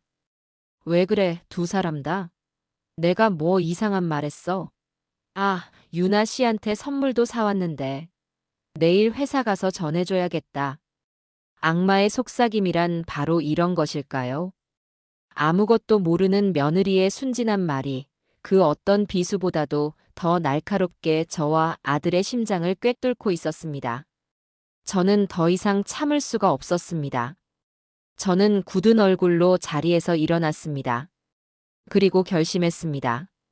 이제 모든 것을 밝혀야 할 시간이 왔다고. 미정아, 잠시 나 좀 보자. 할 말이 있어. 제 목소리는 저도 모르게 낮고 무겁게 가라앉아 있었습니다. 갑작스러운 제 행동에 며느리는 당황한 표정으로 저를 올려다보았어요. 식탁의 분위기는 순식간에 얼어붙었습니다. 아들은 이미 사색이 되어 고개도 들지 못하고 있었죠. 네. 엄마 무슨 일 있으세요? 일단 너랑 나랑만. 조용히 이야기 좀 하자. 저는 며느리의 손목을 잡고 안방으로 이끌었습니다. 며느리는 영문을 모르겠다는 표정으로 저를 따라왔어요. 안방 문을 닫자마자 거실의 무거운 공기와는 다른 둘만의 공간이 만들어졌습니다. 저는 침대 가장자리에 며느리를 앉히고 그 앞에 마주보고 섰습니다. 우리 딸 많이 피곤하지? 먼 길 오느라 고생 많았어. 저는 떨리는 손으로 며느리의 머리를 쓰다듬었습니다. 제 눈에는 저도 모르게 눈물이 그렁그렁 맺히기 시작했어요.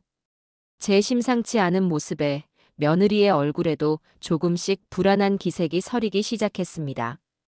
엄마, 왜 그러세요? 정말 무슨 일 있어요? 이노 씨한테 무슨 문제라도. 아니, 그놈은 멀쩡해. 문제는 다른 데 있어. 저는 심호흡을 한번 크게 했습니다. 이제 돌이킬 수 없습니다. 이 말을 내뱉는 순간 우리 모두의 삶은 이전과는 완전히 달라지게 될 겁니다. 하지만 해야만 했습니다. 미정아, 지금부터 내가 하는 말 놀라지 말고 들어. 그리고 어떤 일이 있어도 너는 혼자가 아니라는 것만 기억해. 이 엄마가 무슨 일이 있어도 네 곁에 있을 거니까. 저는 제 가방에서 그동안 제가 모아온 것들을 하나씩 꺼내기 시작했습니다. 가장 먼저 모든 사건의 시작이었던 비닐봉지에 담긴 검은색 레이스 속옷을 며느리 앞에 내밀었습니다. 며느리는 그것을 보고 잠시 눈을 동그랗게 떴습니다. 엄마, 이게 뭐예요? 며칠 전 너희 집 세탁기에서 나왔어. 이노 옷이랑 같이. 며느리의 얼굴에서 미소가 서서히 사라졌습니다. 하지만 아직 상황 파악이 되지 않는 듯 고개를 갸웃거렸어요. 세탁기에서요? 이게 왜? 제 건 아닌데. 혹시 세탁소에서 다른 사람 빨래랑 섞여 들어왔나? 그랬으면 얼마나 좋았을까. 저는 씁쓸하게 웃으며 다음 증거물을 꺼냈습니다. 바로 고급 레스토랑에서 결제한 카드 영수증이었습니다. 이건 이노 양복 주머니에서 나왔어. 날짜는 너가 출장 간 지 사흘째 되던 날 저녁이야. 이노는 그날 나한테 회사에서 야근한다고 했었지. 며느리의 눈이 가늘어졌습니다. 영수증에 찍힌 15만 8천 원이라는 금액과 2인 세트 메뉴로 보이는 내역을 확인한 며느리의 표정이 조금씩 굳어지기 시작했습니다. 그리고 이건 그 다음날 저녁 영화 티켓 2장이야. 역시 이노 옷에서 나왔지. 증거가 하나씩 나올수록 며느리의 호흡이 점점 가빠지는 것이 느껴졌습니다. 하지만 며느리는 여전히 고개를 저으며 현실을 부정하려 애썼습니다. 아닐 거예요, 엄마. 그냥 회사 동료랑 밥 먹고 영화 볼 수도 있는 거잖아요. 이노 씨, 남자 후배들이랑도 잘 어울리니까. 그래. 나도 그렇게 믿고 싶었다. 그래서 아파트 경비 아저씨한테도 물어봤지. 우리 아들 요즘 누구랑 다니냐고. 경비 아저씨가 그러더구나. 며칠 전부터 젊은 아가씨랑 아주 다정하게 같이 다니는 걸 몇 번 봤다고. 그 말을 끝으로 며느리는 더 이상 아무런 반박도 하지 못했습니다. 얼굴이 하얗게 질린 채 그저 입술만 파르르 떨고 있었어요. 눈동자가 세차게 흔들리는 것이 보였습니다. 저는 마지막 증거물인 USB를 꺼내 들었습니다. 미정아, 정말 미안하다. 너한테 이런 걸 보여주게 돼서 정말 미안해. 저는 안방에 있는 작은 텔레비전에 USB를 꽂고 노트북을 연결했습니다. 그리고 블랙박스 영상 파일이 담긴 폴더를 열었어요. 며느리는 마치 사형 선고를 기다리는 사람처럼 굳은 얼굴로 화면을 응시했습니다. 저는 소리를 끄고 영상을 재생했습니다. 화면 속에는 익숙한 아파트 주차장을 배경으로 제 아들 이노가 낯선 여자와 입을 맞추고 서로를 부둥켜 안는 모습이 적나라하게 나오고 있었습니다. 여자의 얼굴, 아들의 표정, 두 사람의 모든 행동이 너무나도 선명하게 보였어요. 아, 며느리의 입에서 바람 빠지는 듯한 소리가 새어나왔습니다. 며느리의 눈이 믿을 수 없다는 듯이 커졌고 온몸이 돌처럼 굳어버렸습니다. 영상은 계속해서 재생되었습니다. 두 사람이 차 안에서 웃고 떠들고 서로의 몸을 더듬는 모든 순간이 기록되어 있었죠. 영상이 끝나고 방 안에는 무거운 침묵만이 남았습니다. 저는 차마 며느리의 얼굴을 쳐다볼 수가 없었어요. 한참의 시간이 흐른 뒤 며느리가 아주 작은 목소리로 물었습니다. 저 여자가 최유나 맞죠? 저는 아무 말 없이 그저 고개를 한번 크게 끄덕였습니다. 그 순간이었습니다. 며느리의 눈에서 참았던 눈물이 폭포수처럼 쏟아져 내리기 시작했습니다. 며느리는 아이처럼 목 놓아 울기 시작했습니다. 그 울음소리에는 배신감, 절망감, 그리고 자신의 어리석음에 대한 자책이 모두 뒤섞여 있었습니다. 자신이 믿었던 남편 그리고 자신이 착한 후배라며 걱정해 주었던 그 여자에게 동시에 배신당했다는 사실이 며느리의 세상을 송두리째 무너뜨리고 있었습니다. 저는 아무 말 없이 다가가 며느리의 가녀린 어깨를 꼭 끌어안았습니다. 울어라, 미정아. 실컷 울어. 다 울고 나면 괜찮아질 거야. 저는 그저 며느리의 등을 토닥여주는 것밖에는 할 수 있는 일이 없었습니다. 며느리는 제 품에 안겨 한참 동안이나 서럽게 울었습니다. 며느리의 뜨거운 눈물이 제 옷을 흠뻑 적셨지만 저는 조금도 싫지 않았습니다. 이 아이가 지금 겪고 있는 고통에 비하면 이건 아무것도 아니었으니까요. 얼마나 울었을까. 마침내 며느리의 울음소리가 조금씩 잦아들었습니다. 며느리는 퉁퉁 부은 눈으로 저를 올려다보았어요.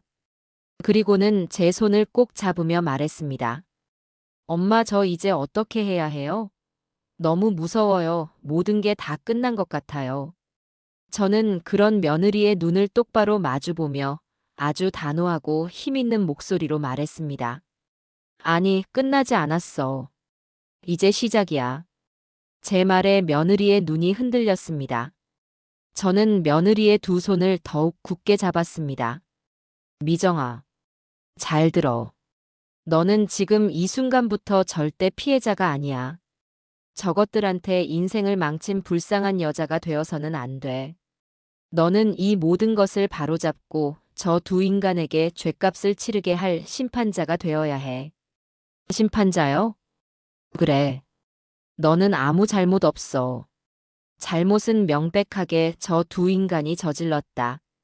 그러니 고개 숙이고 눈물 흘려야 할 사람은 너가 아니라 바로 저것들이야. 알겠니? 제 확신에 찬 목소리에 며느리의 흔들리던 눈빛이 조금씩 안정을 찾아가기 시작했습니다. 슬픔과 절망으로 가득 찼던 그 눈에 아주 작은 불씨 같은 것이 피어나는 것이 보였어요. 그것은 바로 분노였습니다. 엄마 말이 맞아요. 저 이렇게 바보같이 당하고만 있지 않을 거예요. 절대로요. 며느리의 목소리는 아직 떨리고 있었지만 그 안에는 이전에는 없었던 단단한 심지가 박혀 있었습니다. 저는 그제야 안도의 한숨을 내쉬었습니다. 우리 며느리는 제가 생각했던 것보다 훨씬 더 강한 아이였습니다. 그날 밤 저와 며느리는 밤이 새도록 함께 있었습니다.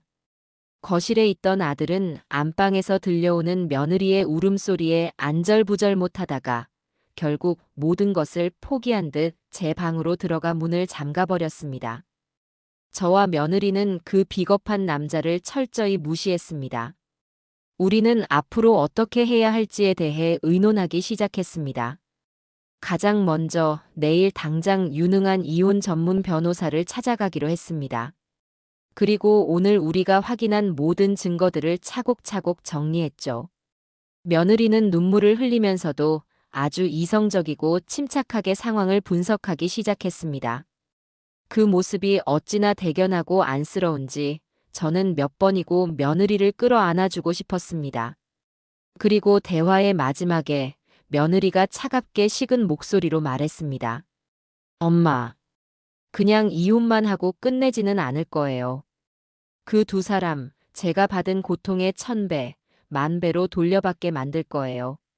사회적으로도 인간적으로도 다시는 고개 들고 살지 못하게 만들어버릴 거예요. 며느리의 눈은 더 이상 슬픔이 아닌 차가운 분노와 복수심으로 이글이글 타오르고 있었습니다. 저는 그런 며느리의 손을 다시 한번 꼭 잡아주었습니다. 피 한 방울 섞이지 않았지만 우리는 그 순간 세상 누구보다도 강한 연대를 맺은 두 명의 여인이었습니다. 우리의 조용했던 반격은 이제 모든 것을 건 전면전으로 바뀌고 있었습니다. 다음 날 아침 동이 트자마자 저와 며느리는 집을 나섰습니다. 밤새 한숨도 자지 못했지만 이상하게도 전혀 피곤하지 않았어요. 오히려 정신이 그 어느 때보다도 맑고 또렷했습니다. 며느리 역시 퉁퉁 부은 눈을 하고 있었지만 그 눈빛만큼은 밤사이 더욱 차갑고 단단해져 있었습니다. 아들은 방문을 걸어 잠근 채 아침이 되어서야 겨우 모습을 드러냈습니다. 퉁퉁 부은 며느리의 얼굴과 제 싸늘한 시선을 마주한 아들은 아무 말도 하지 못하고 그저 고개를 숙일 뿐이었죠. 며느리는 그런 아들을 마치 없는 사람인 것처럼 투명인간처럼 대했습니다. 아들이 무어라 말을 걸려고 할 때마다 며느리는 차갑게 그를 외면하고 제게만 말을 걸었습니다. 엄마, 저 준비 다 됐어요. 나가요. 아들은 그런 며느리의 모습에 당황하며 어쩔 줄 몰라 했습니다. 하지만 저희 두 사람은 그런 아들을 뒤로하고 망설임 없이 현관문을 나섰습니다. 우리가 가장 먼저 찾아간 곳은 지인의 소개로 알게 된 이혼 전문 변호사 사무실이었습니다. 사무실은 강남의 한복판에 위치한 큰 빌딩에 자리 잡고 있었어요. 잠시 후 우리는 상담실에서 40대 중반의 아주 지적이고 날카로운 인상을 가진 여자 변호사와 마주 앉았습니다. 두 분 어서 오세요. 김미정 씨 맞으시죠? 이쪽은 어머님이시고요. 변호사는 온화한 미소를 띠고 있었지만 그 눈빛은 예리하게 저희를 꿰뚫어 보는 듯 했습니다. 며느리는 조금 긴장한 듯 보였지만 이내 마음을 다잡고 준비해 온 서류와 USB를 테이블 위에 올려놓았습니다. 변호사님, 저는 남편과 이혼을 하고 싶습니다. 이유는 남편의 외도 때문이고요. 며느리는 떨리지 않는 목소리로 지난 며칠간 있었던 일들을 아주 차분하고 논리적으로 설명하기 시작했습니다. 세탁기에서 발견된 속옷 이야기부터 영수증과 영화 티켓, 그리고 결정적인 증거인 블랙박스 영상에 대한 이야기까지. 제 딸이지만 그 순간만큼은 아주 유능한 검사처럼 보였습니다. 변호사는 며느리의 이야기를 듣는 내내 아무 말 없이 고개만 끄덕였습니다. 그리고 마지막으로 블랙박스 영상을 확인한 뒤에는 안경을 고쳤으며 짧게 말했습니다. 이 정도 증거라면 게임은 끝났네요. 유책 사유는 100% 남편분에게 있습니다. 위자료 청구는 물론이고 재산 분할에서도 아주 유리한 고지를 점령하실 수 있어요. 변호사의 확신에 찬 말에 저와 며느리는 저도 모르게 안도의 한숨을 내쉬었습니다. 변호사는 이어서 앞으로 우리가 해야 할 일들에 대해 아주 체계적으로 설명해 주었습니다. 재산 내역을 파악하고 혹시라도 남편이 재산을 빼돌리지 못하도록 가압류 신청을 하는 방법, 그리고 소송을 진행하는 절차까지. 그녀의 전문적인 설명은 불안했던 저희의 마음에 큰 힘이 되어 주었습니다. 상담이 거의 끝나갈 무렵 며느리가 변호사에게 물었습니다. 변호사님, 혹시 그 상간녀에게도 법적인 책임을 물을 수 있나요? 저는 그 여자도 제 남편과 똑같은, 아니 그 이상의 대가를 치르게 하고 싶습니다. 변호사는 며느리의 눈을 잠시 들여다보더니 희미하게 미소를 지으며 말했습니다. 물론입니다. 상간녀 소송을 통해 정신적 피해 보상, 즉 위자료를 청구할 수 있습니다. 그리고 법적인 처벌과는 별개로 두 사람의 부적절한 관계를 회사 내에 알려 사회적인 책임을 묻게 하는 방법도 있겠죠. 물론 명예훼손의 소지가 있으니 아주 교묘하고 합법적인 방법으로 진행해야 합니다. 변호사의 마지막 말에 며느리의 눈이 반짝 빛났습니다. 바로 그거였습니다.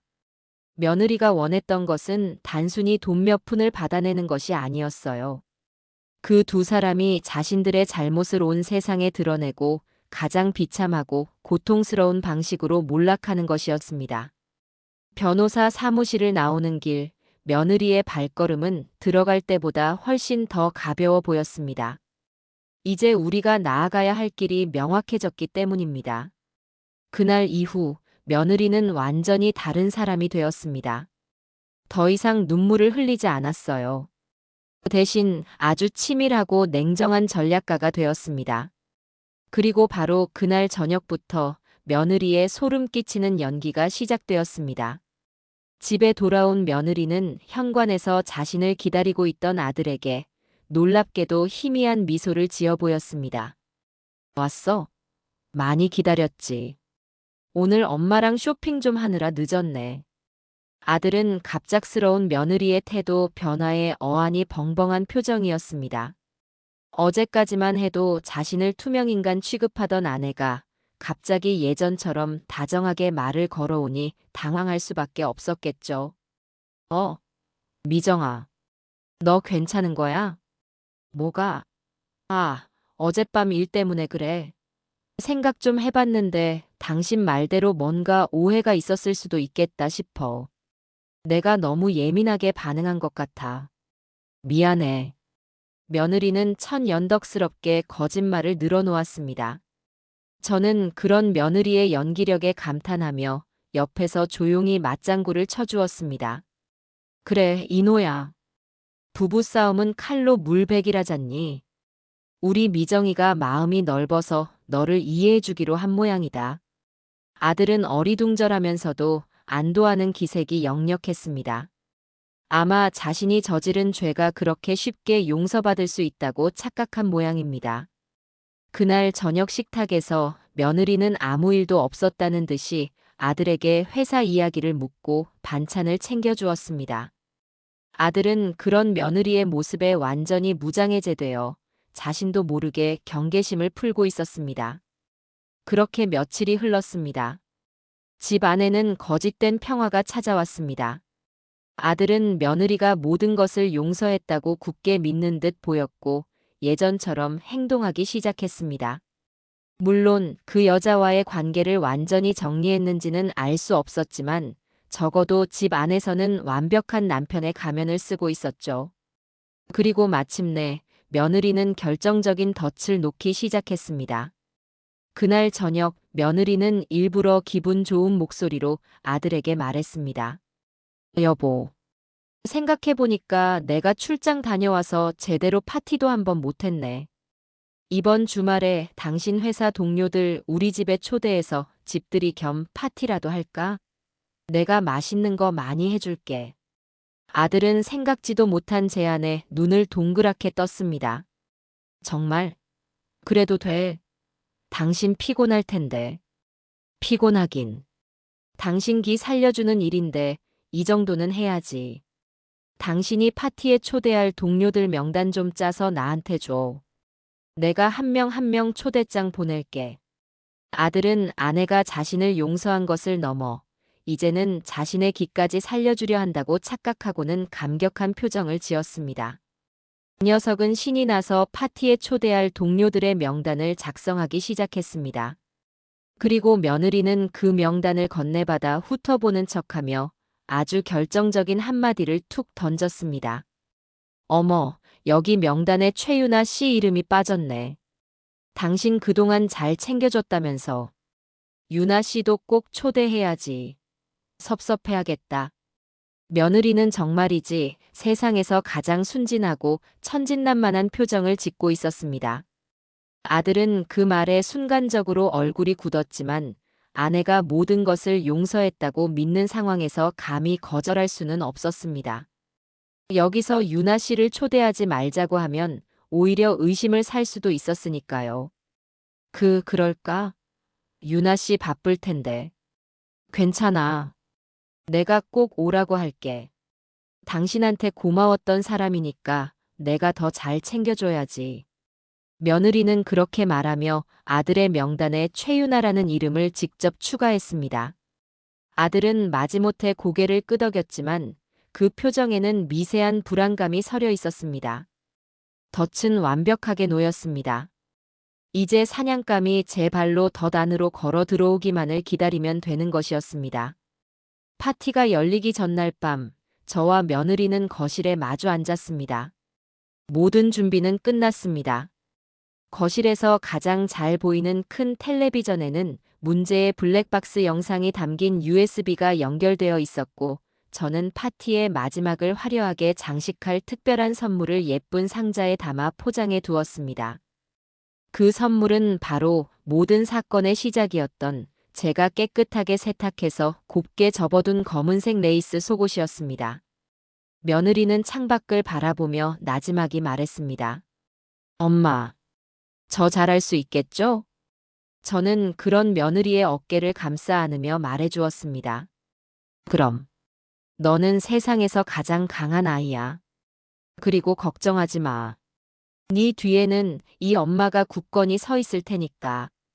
우리는 말없이 서로를 바라보며 희미하게 웃었습니다. 그것은 동지애와 연대감, 그리고 다가올 심판의 날에 대한 비장한 각오가 담긴 미소였습니다. 내일 이 집은 두 위선자들의 가장 화려하고도 비참한 무덤이 될 것이었습니다. 마침내 심판의 날이 밝았습니다. 파티가 예정된 주말 아침, 저는 평소보다 훨씬 더 일찍 눈을 떴습니다. 창밖은 아직 어두컴컴한 새벽의 장막에 쌓여 있었지만 제 정신은 그 어느 때보다도 맑고 차갑게 깨어 있었습니다. 옆에서 잠든 며느리는 지난 며칠간의 긴장 때문인지 새근새근 고른 숨을 내쉬고 있었어요. 저는 조용히 침대에서 일어나 며느리의 이마에 흐트러진 머리카락을 가만히 쓸어 넘겨주었습니다. 조금만 더 힘내자, 우리 딸. 오늘만 지나면 다 괜찮아질 거야. 그날 아침, 저와 며느리는 마치 중요한 전투를 앞둔 장수처럼 비장한 마음으로 파티 준비를 시작했습니다. 하지만 저희의 표정은 그 누구보다도 밝고 평온해 보였죠. 거실에서는 아침부터 신나는 음악이 흘러나왔고 저희 두 사람은 콧노래까지 흥얼거리며 음식을 만들었습니다. 그 모습을 본 아들 녀석은 모든 것이 완벽하게 정상으로 돌아왔다고 굳게 믿는 듯 보였습니다. 그 녀석은 안도감과 미안함이 뒤섞인 표정으로 저희 주변을 맴돌며 엄마 미정아, 뭐 도와줄 거 없어? 라고 연신 물어왔지만 저희는 그저 웃으며 고개를 저을 뿐이었어요. 이 거대한 연극의 주인공인 당신은 그저 가만히 앉아 심판의 순간을 기다리기만 하면 된다고 속으로 말하면서요. 저희는 일부러 평소보다 훨씬 더 많고 화려한 음식들을 준비했습니다. 최고급 한우로 만든 갈비찜, 신선한 해산물을 듬뿍 넣은 해물 잡채, 며느리의 솜씨가 듬뿍 담긴 월남쌈과 카프레제 샐러드까지. 식탁은 마치 고급 한정식집처럼 풍성하게 차려졌습니다. 이것은 단순한 파티 음식이 아니었습니다. 그것은 두 위선자들에게 내려지는 마지막 만찬이자 그들의 추악한 행적을 축하하는 제사상과도 같은 것이었습니다. 약속된 저녁 7시가 되자 손님들이 하나둘 도착하기 시작했습니다. 아들의 회사 동료들은 모두들 밝고 유쾌한 사람들이었어요. 그들은 저희가 차린 음식을 보며 연신 감탄사를 내뱉었고 집이 너무 예쁘다며 칭찬을 아끼지 않았습니다. 저와 며느리는 세상에서 가장 완벽하고 다정한 안주인의 모습으로 그들을 맞이했습니다. 며느리는 아들의 어깨에 다정하게 팔을 두르며 우리 남편 회사에서도 이렇게 인기가 많은 줄 몰랐네라며 애교 섞인 농담을 던졌고 동료들은 그런 두 사람의 모습을 보며 두 분 정말 보기 좋습니다. 사내에서도 소문난 인꼬 부부시잖아요 라며 부러워했습니다. 그 말을 듣는 아들의 얼굴에는 뿌듯함과 미안함이 뒤섞인 미소가 번졌죠. 저는 그 가증스러운 위선의 현장을 입가에 희미한 미소를 머금은 채 조용히 지켜보고 있었습니다. 파티의 분위기가 한창 무르익어갈 무렵 드디어 마지막 손님이 도착했습니다. 딩동 하고 초인종 소리가 울리자 며느리는 기다렸다는 듯이 현관으로 달려나갔습니다. 어머, 유나 씨. 어서 와요. 기다렸잖아. 문 앞에는 사진과 영상으로만 보던 바로 그 여자, 최유나가 서 있었습니다. 그녀는 생각했던 것보다 훨씬 더 예쁘고 세련된 모습이었어요. 몸에 딱 붙는 화려한 원피스에 공들여 꾸민 얼굴, 그리고 값비싸 보이는 명품 가방까지. 누가 봐도 저는 다른 사람들과는 달라요라고 온몸으로 말하고 있는 듯 했습니다. 그녀는 며느리가 사준 것이 분명한 고급 와인 한 병을 들고 아주 상냥하고 순진한 미소를 지으며 집 안으로 들어섰습니다. 형수님, 안녕하세요. 와, 집 너무 좋다. 그리고 이렇게 맛있는 냄새가. 최유나는 마치 아무것도 모른다는 듯 천진난만한 목소리로 감탄사를 연발했습니다. 그리고는 제게도 90도로 허리를 숙이며 어머님, 안녕하세요. 말씀 많이 들었어요 라며 싹싹하게 인사를 건넸습니다. 저는 그런 그녀를 가만히 바라보며 아주 온화한 미소로 대답해 주었죠. 그래요, 어서 와요. 우리 인호한테 말 많이 들었어요. 회사에서 잘 챙겨주는 착한 후배라고. 제 말에 최유나의 얼굴이 순간적으로 살짝 굳어지는 것을 저는 놓치지 않았습니다. 하지만 그녀는 이내 다시 생긋 웃으며 며느리의 옆에 찰싹 달라붙었습니다. 며느리는 그런 최유나의 손을 아주 다정하게 맞잡으며 그녀를 식탁으로 이끌었습니다. 유나 씨, 이리 와서 앉아. 오늘 주인공은 당신이야. 우리 남편 챙겨주느라 고생 많았는데 내가 맛있는 거 많이 해줄게. 그렇게 악마들의 만찬이 본격적으로 시작되었습니다. 최유나는 조금의 경계심도 없이 며느리가 따라주는 와인을 받아 마시고 저희가 만든 음식을 맛있게 먹었습니다. 그녀는 시종일관 밝은 미소를 띠며 분위기를 주도하려 애썼고 다른 동료들과도 스스럼 없이 어울렸습니다. 하지만 저는 알고 있었어요. 그녀의 그 완벽한 미소 뒤에 숨겨진 미세한 불안감과 간간히 아들에게로 향하는 의미심장한 눈빛을요. 아들 역시 마찬가지였습니다. 그 녀석은 애써 태어난 척 다른 동료들과 이야기를 나누면서도 온 신경은 며느리와 최유나 그리고 저를 향해 뻗어 있었습니다. 이 숨막히는 위선과 거짓의 향연 속에서 오직 저와 며느리만이 완벽한 평정심을 유지하고 있었습니다. 우리는 서로 눈빛만으로 모든 것을 이야기하며 조용히 심판의 시간을 기다리고 있었습니다. 얼마나 시간이 흘렀을까.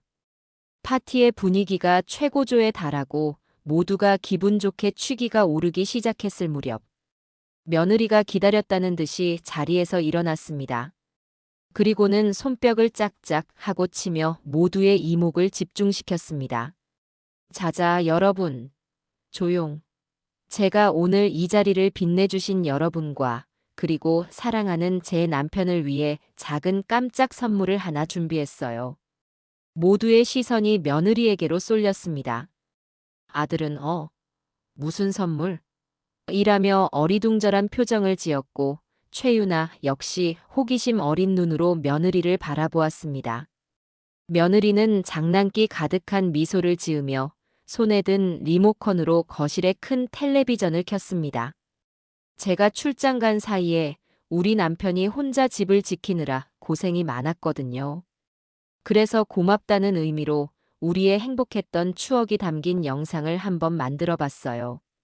다들 재미있게 봐주세요. 며느리의 말이 끝나자마자 텔레비전 화면에는 경쾌한 배경음악과 함께 아들 내외의 행복했던 시절의 사진들이 파노라마처럼 펼쳐지기 시작했습니다. 신혼여행지에서 찍은 사진, 첫 집을 장만하고 기뻐하던 날의 사진, 주말마다 함께 등산을 가고 맛있는 것을 먹으러 다니던 사진까지. 사진 속의 두 사람은 누가 봐도 세상에서 가장 행복한 부부의 모습이었습니다. 동료들은 우와, 두 분 정말 잘 어울려요라며 감탄사를 연발했고 아들은 감동과 민망함이 뒤섞인 표정으로 며느리를 바라보았습니다. 최유나만이 애써 웃고는 있었지만 그 표정이 미세하게 굳어있는 것이 보였습니다. 사진 영상이 끝나고 화면에는 사랑해, 여보. 앞으로도 쭉 함께하자라는 자막이 떠올랐습니다. 동료들은 휘파람을 불며 박수를 쳤습니다. 아들은 미정아, 이런 걸 언제 다 준비했어, 고마워라며 며느리의 어깨를 감싸 안았습니다. 아직 끝나지 않았어. 며느리는 아들의 품에 안긴 채 의미심장한 미소를 지으며 말했습니다. 사실 진짜 하이라이트는 지금부터야. 내가 남편한테 정말로 고마웠던 게 뭔지 알아? 바로 내가 없어도 스스로 빨래도 척척 해내는 그런 듬직한 모습을 보여준 거였어. 그래서 기념으로 그 영상도 한번 담아봤지. 며느리는 그렇게 말하며 리모컨의 다음 버튼을 눌렀습니다. 그 순간 아들의 얼굴이 하얗게 질리기 시작했습니다. 하지만 이미 늦었습니다. 경쾌했던 배경 음악이 뚝 끊기고 텔레비전 화면에는 아주 익숙한 지하 주차장의 풍경이 나타났습니다. 바로 아들네 아파트의 지하 주차장이었습니다. 그리고 화면 중앙에는 아들의 검은색 승용차가 선명하게 보였죠. 잠시 후 차 문이 열리고 아들과 최유나가 차 안에서 내리는 모습이 나타났습니다. 그때까지도 사람들은 이것이 무슨 영상인지 제대로 파악하지 못하고 있었습니다. 그저 이노 씨 차 아니야? 유나 씨도 같이 있었네. 라며 고개를 갸웃거릴 뿐이었죠. 하지만 영상은 거기서 끝나지 않았습니다. 영상 속의 두 사람은 차에서 내린 뒤에도 헤어지지 않고 주차장 기둥 뒤 어두운 곳으로 몸을 숨겼습니다. 그리고 다음 순간 벌어진 일은 그 자리에 있던 모든 사람들을 충격과 경악에 빠뜨리기에 충분했습니다. 영상 속의 아들이 최유나의 허리를 감싸 안고 격정적으로 입을 맞추기 시작한 겁니다. 두 사람은 주변을 의식하지 않은 채 한참 동안이나 서로를 탐하고 부둥켜 안았습니다. 블랙박스 카메라의 야간 모드는 그들의 모든 움직임, 모든 표정을 소리 없이, 하지만 너무나도 선명하게 담아내고 있었습니다. 거실을 가득 채웠던 웃음소리와 대화 소리는 순식간에 사라졌습니다. 그 자리에는 숨막히는 정적만이 감돌았습니다. 사람들은 마치 시간이 멈춘 것처럼 텔레비전 화면과 아들과 최유나의 얼굴을 번갈아 쳐다볼 뿐이었습니다. 포크를 든 채로 와인 잔을 든 채로 모두가 그대로 얼어붙어 버렸습니다. 영상은 소리 없이 계속해서 재생되었습니다. 하지만 그 어떤 비명이나 고함보다도 그 침묵이 훨씬 더 날카롭고 잔인하게 그 자리에 있는 모든 사람들의 심장을 후벼 파고 있었습니다. 아들의 얼굴은 이미 하얗다 못해 잿빛으로 변해 있었습니다. 온몸을 사시나무처럼 떨며 그저 아, 아 하는 소리 없는 비명만을 내지르고 있었죠. 그리고 최유나. 그녀는 고개를 푹 숙인 채 자신의 앞에 놓인 와인 잔만 뚫어지게 쳐다보고 있었습니다. 금방이라도 울음이 터져 나올 것 같은 그녀의 어깨가 미세하게 떨리고 있었습니다. 심판의 시간은 그렇게 예고 없이, 하지만 너무나도 완벽하게 시작되고 있었습니다. 영상이 끝나고 텔레비전 화면은 검게 변했습니다. 하지만 거실을 지배하는 숨막히는 정적은 좀처럼 깨지지 않았어요. 마치 이 세상의 모든 소리가 사라져버린 것 같았습니다. 모두가 얼어붙은 채 이 비현실적인 상황을 어떻게 받아들여야 할지 모르는 듯 보였습니다. 그 정적을 가장 먼저 깬 것은 놀랍게도 며느리 미정이었습니다. 며느리는 방금 전까지와는 180도 다른 얼음장처럼 차갑고 냉정한 목소리로 입을 열었습니다. 어머, 영상이 잘못 나왔네. 죄송해요, 여러분. 제가 파일을 잘못 클릭했나 봐요. 며느리는 너무나도 태연하게 말하며 리모컨으로 텔레비전을 꺼버렸습니다. 하지만 그 행동은 오히려 불난 집에 기름을 붓는 격이었습니다. 정신을 차린 동료들이 하나둘 웅성거리기 시작했습니다. 방금 저거 뭐예요? 두 사람, 저 영상에 대해서 설명 좀 해보세요. 모든 시선이 아들과 최유나에게로 향했습니다. 그제야 정신을 차린 아들이 자리에서 벌떡 일어나 미친 사람처럼 소리치기 시작했습니다. 아니야. 저건 사실이 아니야. 누가 나를 모함하려고 저런 걸 조작한 거야. 저건 내가 아니라고. 아들의 목소리는 공포와 분노로 심하게 떨리고 있었습니다. 최유나 역시 고개를 들고 눈물 범벅이 된 얼굴로 변명을 늘어놓기 시작했어요. 맞아요. 저건 저희가 아니에요. 누가 저희를 음해하려고. 이건 명백한 명예훼손이에요. 경찰에 신고할 거예요.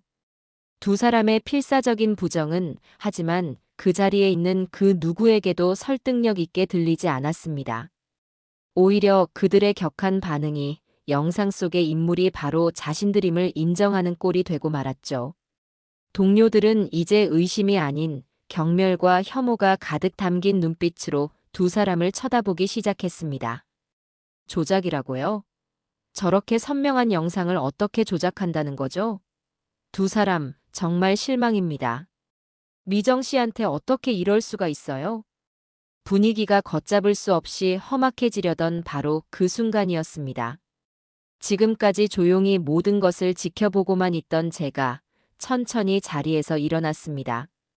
저는 파티를 시작하기 전 거실 한쪽에 고이 모셔두었던 예쁘게 포장된 선물 상자를 들고 최유나의 앞으로 다가갔습니다. 제 예상치 못한 행동에 소란스럽던 거실이 다시 한번 조용해졌습니다. 저는 최유나의 눈을 똑바로 쳐다보며 세상에서 가장 인자하고 온화한 미소를 지어 보였습니다. 유나 아가씨라고 했나? 내가 아가씨를 위해 작은 선물을 하나 준비했어요. 최유나는 영문을 모르겠다는 표정으로 저를 올려다보았습니다. 저는 그녀의 앞에 선물 상자를 내려놓고 천천히 상자의 리본을 풀기 시작했습니다. 모두의 시선이 제 손끝에 집중되었습니다. 상자 뚜껑이 열리고 그 안에 담긴 내용물이 모습을 드러내는 순간 아들의 얼굴에서는 마지막 핏기마저 완전히 사라져버렸습니다. 상자 안에는 제가 며칠 전 깨끗하게 세탁해서 아주 정성스럽게 개켜놓은 바로 그 검은색 레이스 속옷이 곱게 담겨 있었습니다. 저는 그것을 조심스럽게 꺼내 들어 최유나의 눈앞에 보여주며 말했습니다. 아가씨, 지난번에 우리 집에 이거 놓고 갔더라. 혹시나 찾을까봐 내가 깨끗하게 빨아서 보관하고 있었어. 이제라도 주인 찾아가야지. 자, 여기. 제 말이 끝나자마자 최유나의 입에서 흐윽하는 절망적인 비명소리가 터져 나왔습니다. 그녀의 눈이 완전히 풀려버렸고 온몸을 부들부들 떨기 시작했어요. 그것은 그 어떤 변명도 부정도 할 수 없는 완벽한 확인 사살이었습니다. 세탁기에서 나온 속옷의 주인이 바로 자신임을 온 세상에 인정하는 꼴이 되어버린 겁니다. 거실은 그야말로 아수라장이 되었습니다. 동료들은 경악을 금치 못하며 세상에 어떻게 저럴 수가라며 혀를 내둘렀습니다. 몇몇 여자 동료들은 며느리에게 다가가 등을 토닥이며 위로를 건네기도 했습니다. 최유나는 더 이상 그 자리에 앉아 있을 수 없었습니다. 그녀는 비명을 지르며 자리에서 일어나 자신의 명품 가방만 챙겨 들고는 미친 사람처럼 현관으로 뛰쳐나갔습니다. 쾅!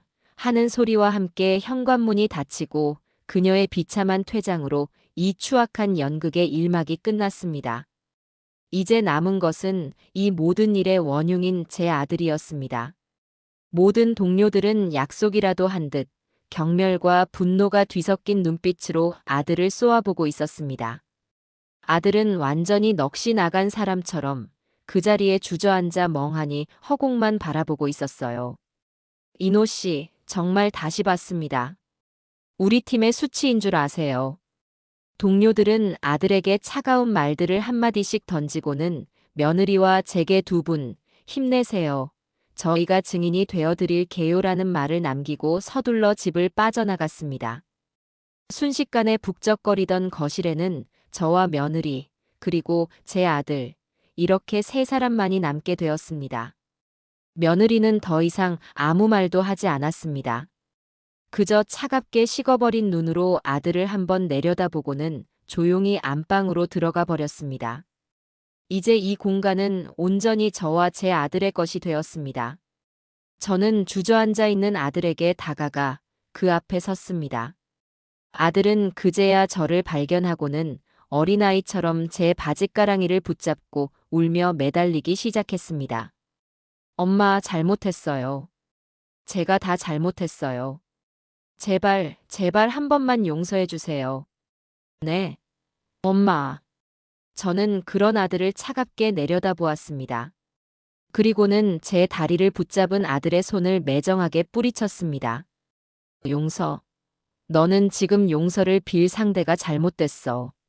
너가 무릎 꿇고 빌어야 할 사람은 내가 아니라 방 안에 있는 네 아내, 미정이다.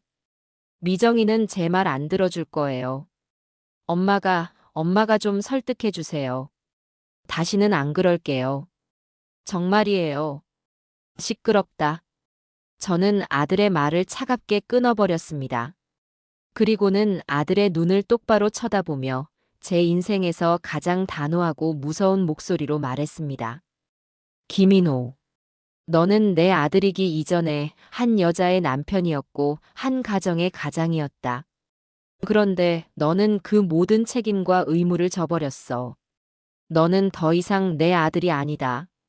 제 입에서 나온 더 이상 내 아들이 아니다라는 말은 아들에게 사형 선고나 다름없었을 겁니다. 아들의 얼굴이 절망으로 완전히 무너져 내렸습니다. 저는 미리 변호사와 함께 준비해 두었던 서류 몇 장을 아들의 얼굴 앞에 던졌습니다. 거기에 서명해. 위자료 및 재산 분할 포기 각서, 그리고 이 집의 모든 소유권을 미정이에게 양도한다는 각서다. 네가 저지른 죗값에 비하면 이건 아무것도 아니야.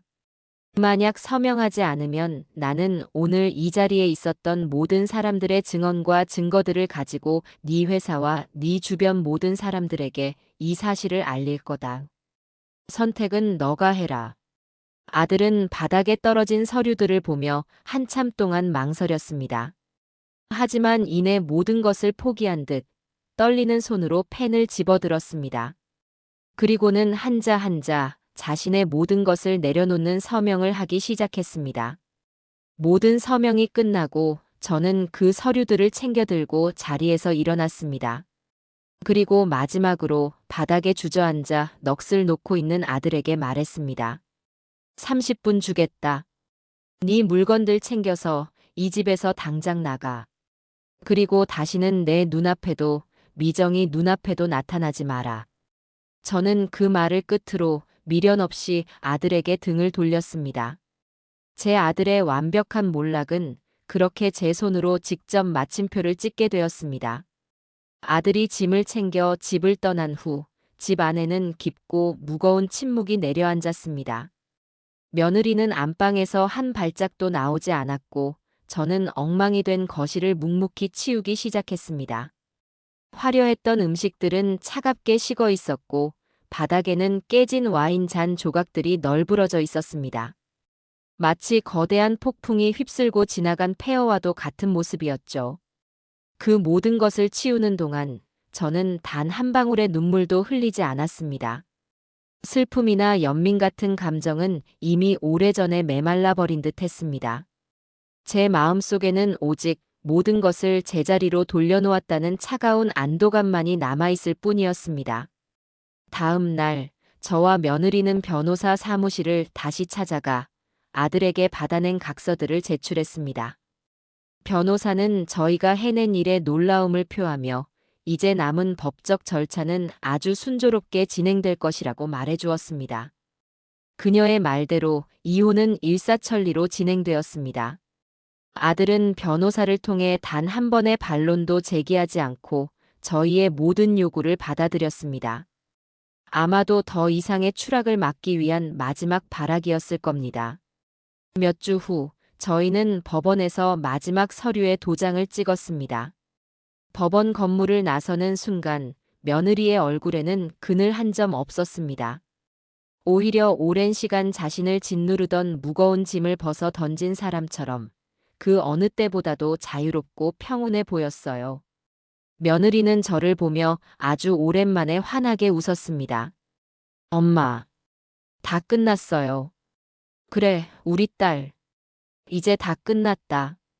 고생 많았어. 저는 그런 며느리의 손을 꼭 잡아주었습니다. 그날 저희는 고급 레스토랑에 가서 아주 비싸고 맛있는 음식을 시켜놓고 둘만의 조촐한 축하 파티를 열었습니다. 와인 잔을 부딪히며 저희는 지나간 과거가 아닌 앞으로 다가올 새로운 날들에 대해 이야기했습니다. 그 후 예상했던 대로 아들과 최유나에 대한 소문은 회사 전체에 일파만파 퍼져나갔습니다. 그날 파티에 참석했던 동료들이 가만히 있지 않았던 겁니다. 두 사람은 순식간에 회사 내 최악의 불륜 남녀로 낙인 찍혔고 동료들의 따가운 시선과 수군거림을 견디지 못한 채 결국 나란히 사표를 제출했다고 합니다. 그들이 그 후에 어떻게 되었는지는 알지 못합니다. 아니, 알고 싶지도 않았습니다. 그들은 이미 저희의 인생에서 완전히 지워진 존재들이었으니까요. 모든 법적 절차가 마무리되고 집의 소유권도 완전히 며느리의 명의로 이전되었습니다. 하지만 며느리는 그 집에 더 이상 살고 싶어 하지 않았어요. 그곳에 깃든 아픈 기억들을 모두 지워버리고 싶다면서요. 저희는 그 집을 처분하고 그 돈으로 각자 새로운 보금자리를 마련하기로 했습니다. 며칠 후 저는 며느리가 새로 얻은 아담한 오피스텔에 초대받았습니다. 이전 집보다 크기는 작았지만 창문으로 따스한 햇살이 가득 들어오는 아주 밝고 아늑한 공간이었어요. 며느리는 이제 더 이상 제 전 며느리가 아니었습니다. 저는 그 아이를 제 딸로, 며느리는 저를 제 엄마로 부르기로 약속했습니다. 엄마, 어서 와요. 내가 맛있는 거 해놨어.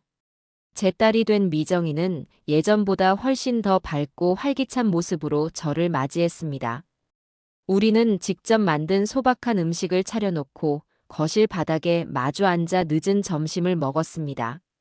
엄마, 정말 고마워요.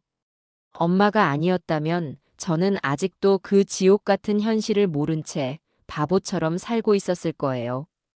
제 인생을 구해주신 거예요. 미정이는 제 손을 잡으며 진심이 담긴 눈으로 말했습니다. 저는 그런 딸의 손을 마주 잡으며 웃으며 대답했습니다. 아니야. 너는 누가 구해주지 않았어도 언젠가는 스스로 그 지옥에서 걸어 나올 만큼 강한 아이야. 나는 그저 네가 조금 더 빨리 나올 수 있도록 등을 살짝 밀어준 것뿐이란다. 우리는 서로를 보며 한참 동안 웃었습니다. 그 웃음소리가 햇살 가득한 집 안을 따뜻하게 채웠습니다. 그날 이후 저희의 삶은 이전과는 비교할 수 없을 만큼 평화롭고 행복해졌습니다. 저희는 주말마다 함께 맛있는 것을 먹으러 다니고 가까운 곳으로 여행을 떠나기도 했습니다. 때로는 쇼핑을 하거나 영화를 보며 평범한 모녀들처럼 소소한 일상을 함께 나누었죠. 가끔, 아주 가끔 아들에게서 연락이 오기도 했습니다. 돈을 빌려달라거나 잠시만이라도 지내게 해달라는 구차한 부탁들이었습니다. 그럴 때마다 저는 아주 단호하게 거절했습니다. 그것이 제가 그 녀석에게 해줄 수 있는 마지막 가르침이라고 생각했기 때문입니다. 자신이 저지른 잘못의 무게를 온전히 자신의 두 어깨로 감당하며 살아가는 법을 배워야만 했습니다. 어느 화창한 가을날, 저와 딸은 함께 공원 벤치에 앉아 곱게 물든 단풍을 구경하고 있었습니다. 딸은 제 어깨에 머리를 기댄 채 나지막이 말했습니다. 엄마, 저 다시 시작해보려고요. 좋은 사람이 생겼어요. 저는 놀라서 딸의 얼굴을 쳐다보았습니다. 딸의 얼굴에는 수줍으면서도 행복한 미소가 가득했습니다. 저는 아무 말 없이 그저 딸의 등을 꼭 끌어안아 주었습니다. 제 딸은 그 끔찍했던 상처를 스스로 이겨내고 다시 한번 행복해질 용기를 낸 것이었습니다. 저는 하늘을 올려다보았습니다. 눈부시게 푸른 가을 하늘이 마치 저희의 새로운 시작을 축복해주는 것만 같았어요. 저는 그 순간 깨달았습니다. 진정한 가족이란 핏줄이라는 이름으로 묶인 관계가 아니라 서로의 아픔을 보듬어주고 가장 힘든 순간에 기꺼이 손을 내밀어주는 것이라는 것을요. 저는 어리석은 아들 하나를 잃었습니다. 하지만 그 대신 세상 무엇과도 바꿀 수 없는 소중한 딸을 얻었습니다. 그리고 제 딸과 함께 만들어갈 앞으로의 날들이 더없이 행복하고 찬란할 것이라는 것을 저는 굳게 믿어 의심치 않습니다.